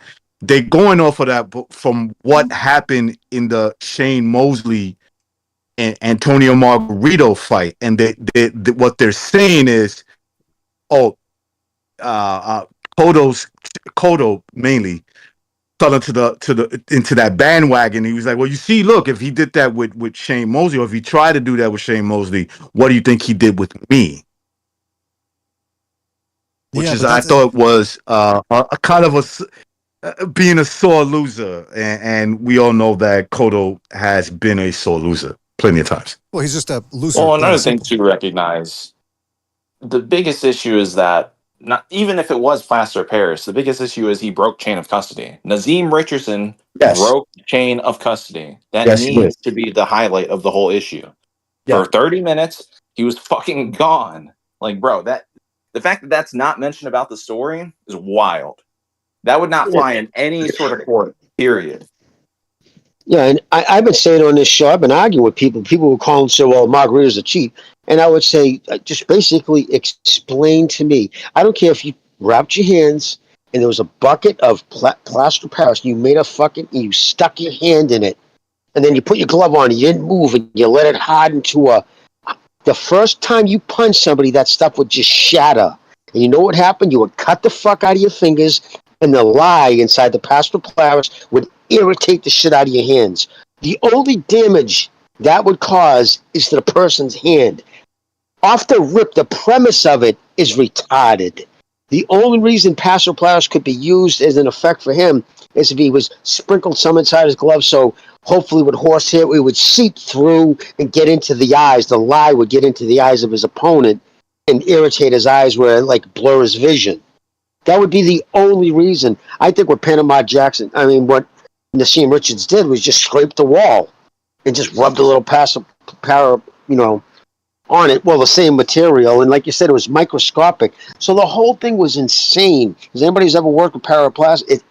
It crumbles under the slightest pressure, no matter how thick it is. So it's a retarded fucking take. But Jimmy, that's the most impressive thing, or the most egregious, that people just repeat it. Like it's he's a cheater.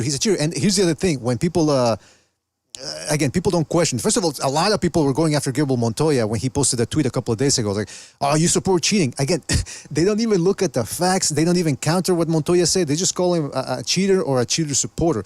The other thing that I found out a lot of people do is, as evidence for the fact that Margarito supposedly cheated before the Mosley fight, is, well, look at Cotto's face. Look at Cotto's face. He was beat up. He looked like hamburger. First of all, that happens in boxing, especially if you get hit 50 punches per round. Like, Margarito was launching 100 punches per round in that fight. Very active. Second of all, compare and contrast Cotto's face after the Margarito fight and after the Manny Pacquiao fight. He's very similar looking hamburger type face, a beat up face, beaten to a pulp. Why? Because Pacquiao, like Margarito, threw a lot of punches. Did Pacquiao have loaded gloves? And also, if you look at the fight in between those, when Cotto fought Joshua Clottey in 2009, I believe in the summer of 2009, very similar face too. He got a lot of punches. He was cut above both eyes, or at least one eye, I believe. He looked beat up in that. That's just a What guy. about Cotto? What about the rematch with Margarito? Margarito again was hurting him. He was damaging his face. Yeah, his face was busted up. That's exactly what I was just gonna say, man. Yeah. So, and I'm pretty sure they checked him, right? I'm pretty sure they were, because they were making a big deal out of it. So they must have made sure that his hands, his hand right. It was, it was just it was a media hit job. It was, a con man who's played this game before, and Nassim Richardson. He's played this game plenty of times before. He's been exposed for tampering with gloves. So, that's all you need to know. Didn't he cut a thumb with one of his fighters? Like a European fighter? Cunningham. With Cunningham, Steve Cunningham. Well, I want to say and something. And he fucked up some deep eye from Canada, this African deep out of Canada. Yeah, I want to say too the fact that Nassim Richardson said, according to this, I think it was Thomas Hauser or Montoya mentioned this, the fact that he said something along the lines of, that happened, when he supposedly found that alleged plaster of Paris on Margarito's gloves, he said he wanted to kill Margarito. He didn't even show up to testify at the hearing. Because he knew, what I think? This is me speculating. I think he knew that the lawyers or somebody was the representative of Margarito were going to cross-examine him, and the story was going to fall apart. That's why he didn't show up. He knew that, and with the evidence they had, they were going to slap him on the wrist anyway. That's all he wanted. All of that, I believe, was just to get under Margarito's head, and they ended up ruining a man's reputation for that. That Nassim Richardson, whose nickname was Brother Nassim, supposedly this upstanding Muslim fella. I mean, I got to tell you, if that's being an upstanding Muslim, he's probably burning in hell right now, ruining a man's reputation like that. And number two, some people say, well, what about Margarito? Why didn't he speak up on this? Blah, blah, blah. Listen, top-level fighters. He did. Top-level fighters, when they're about to fight, they're making weight, they're miserable, they're dry as fuck, they got to watch what they eat. They micromanage everything. I mean, they delegate everything. The accommodations, the food, when do I drink my next protein shake, blah, blah, blah. They want to be as relaxed as possible. They don't want to be worrying about the little details. So they don't really know what's going on. They're professional fighters. They're not lawyers. And I say this because Margarito was on Eric Morales' podcast about 2 years ago or a year and a half ago, or quite recently, in the last couple of years. And he didn't even know who Nassim Richardson was. He didn't know the name. He goes, oh yeah, el negrito que andaba con Mosley. See, it's the black guy that was with Mosley. He didn't even know the guy's name. He doesn't know the details. To this day, he doesn't know who's what happened. He just delegated all of that to his lawyers. Oh, they're gonna give you a slap on the wrist. Okay, fine, whatever. So it's that whole issue. It was a circus. I don't know. Reckon as you mentioned the hit job, I do wonder whether this was all just simply orchestrated by Nasim Richardson and it snowballed, or whether this was planned beforehand by other people. Because it was just bizarre, man. Because Nasim Richardson, a lot of people don't forget this. He did the same thing to Trinidad in the Hopkins fight, right? So basically, it was a little different. Trinidad wrapped his hands. He had been complaining going into that fight that he stacks his wrap or whatever, and the commission let him get away with it. So this had to be planned by Richardson, and so what he did was he let him wrap, and then asked to re-wrap it again. Yeah, and then he tried. And you saw what happened. You saw what happened after Trinidad. If you look at this is just my speculation. If you look at Trinidad coming into the ring, he's acting a little weird, and like he's a little bit frustrated, pissed off, or whatever, and he gets washed. And the same thing happened with Margarito. He got washed. He wanted to Shane do that. Mosley. He wanted to do that too. I think. I gotta look this up, but I think he was training Hopkins for the Taylor rematch. And I think he tried something similar. It's like, hey, the tape is over the wrist or something. And they just said, they told him to go fuck himself. And he couldn't do anything there. Yeah, they said, fuck off. Yeah, I remember that. Yeah, they were like, fuck off, dude. Yeah, fuck off with that Muslim shit. Fuck off with your Northeast accent. We don't give a fuck about that. Get out of my face, bro. get out of here. And remember how salty he was after Fury beat Cunningham? And he kept saying, well, he said he was going to boxes. He says, I was going to boxes. Then all of a sudden, he starts using his size. What happened to our boxing? It's like he was trying to have the last word on that. And then after the Wilder Fury fight, they asked him, hey, who'd you think won the fight? He goes, well, we knew which way it was going to go. We knew Wilder had to knock him out to win the fight. The fight that most people universally thought Fury got robbed in that fight, he said the opposite. He said, no, Wilder got robbed in that one. I mean, the guy had no real integrity. And that's how I know he was a con man with the whole Muslim thing and brother Nasim. He has to be pious, right? Because he's wearing a kufi and whatever. Get the fuck out of here. We don't buy what you're selling. Right anybody can call themselves brother, whatever, right? Like it doesn't mean anything. Yeah, they always find Jesus. They always find Allah when they go to prison.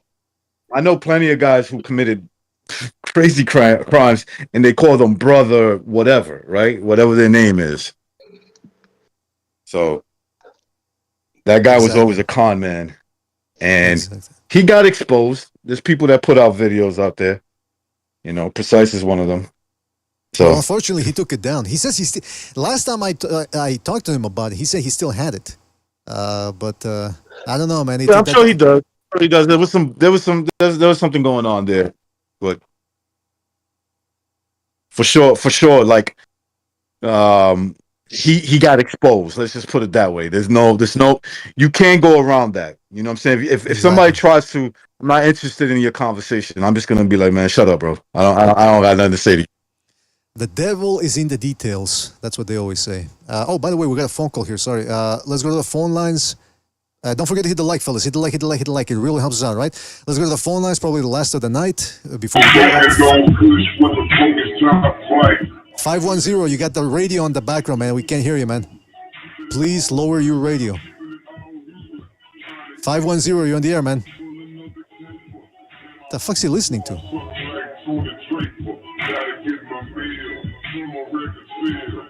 I don't know what he's listening to. It sounds like the devil. It sounds like a black mass hitter in the background. Let's listen to the devil talking. All right. Well, yeah, man. I mean, yeah. So that Margarito thing, I could go on and on, man. We should do a special video on that, or I should do a special video because again, that's just the inconsistencies are all over the place. It really is outrageous and outlandish that people still brand Margarito a cheater.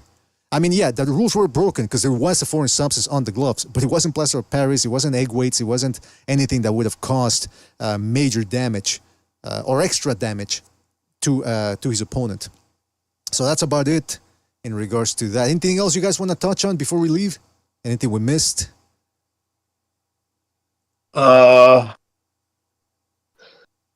quick, I'm really interested in Virgil Ortiz and Bohachuk or Bohachuk, however you pronounce it. I'm really interested in that fight because, since he's come back from that sickness, he's fought two guys that he stopped in the first round. Got two guys that were like, the last one was a guy coming up in weight who's been knocked out before, and the other guy before that has been knocked out. So this will be if Virgil Ortiz is back,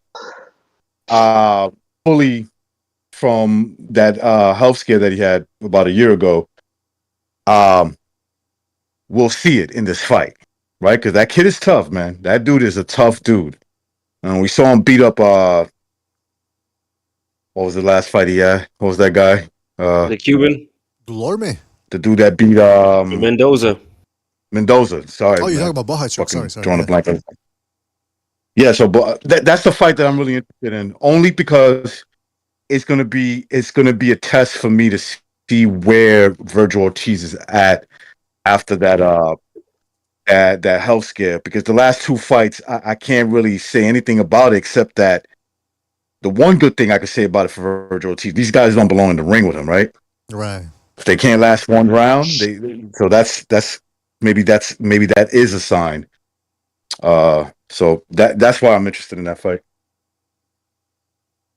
Yeah, man. They've been acting. Virgil Ortiz been acting real sassy too online. He's been biting back at Madrimov and Ryan Garcia for saying stuff to him. You know. Oh yeah, because apparently Madrimov. Who said that? What the hell was that? Somebody, I think it was Madrimov, who was saying, I should really check it out, man, that this reread the story, but somebody was saying that they had an easy time with Ortiz. I don't know if it was Madrimov. Bivol said, maybe, I think it was Bivol who said that Madrimov was having an easy time with Virgil Ortiz in sparring.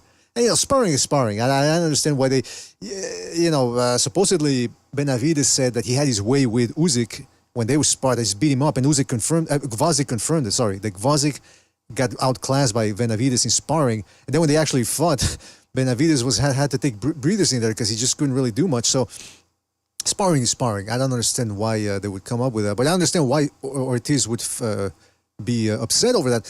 But that being said, with Ortiz, man, I gotta tell you, I don't even know if that fight takes place on Saturday. I'm crossing my fingers. Hopefully he doesn't drop out of the fight. Hopefully he doesn't have a torn hernia or a torn pelvis or a broken taint or whatever. Because every time a big fight's on the fight's on the horizon, every time there's a big fight on the horizon, he drops out. If he does, then we go ahead, BDA. I'm just saying, every time there's a big fight on the horizon, he drops out. Well, if that happens, then you'll know that they're not confident in Virgil Ortiz right now. That's the way I look at it.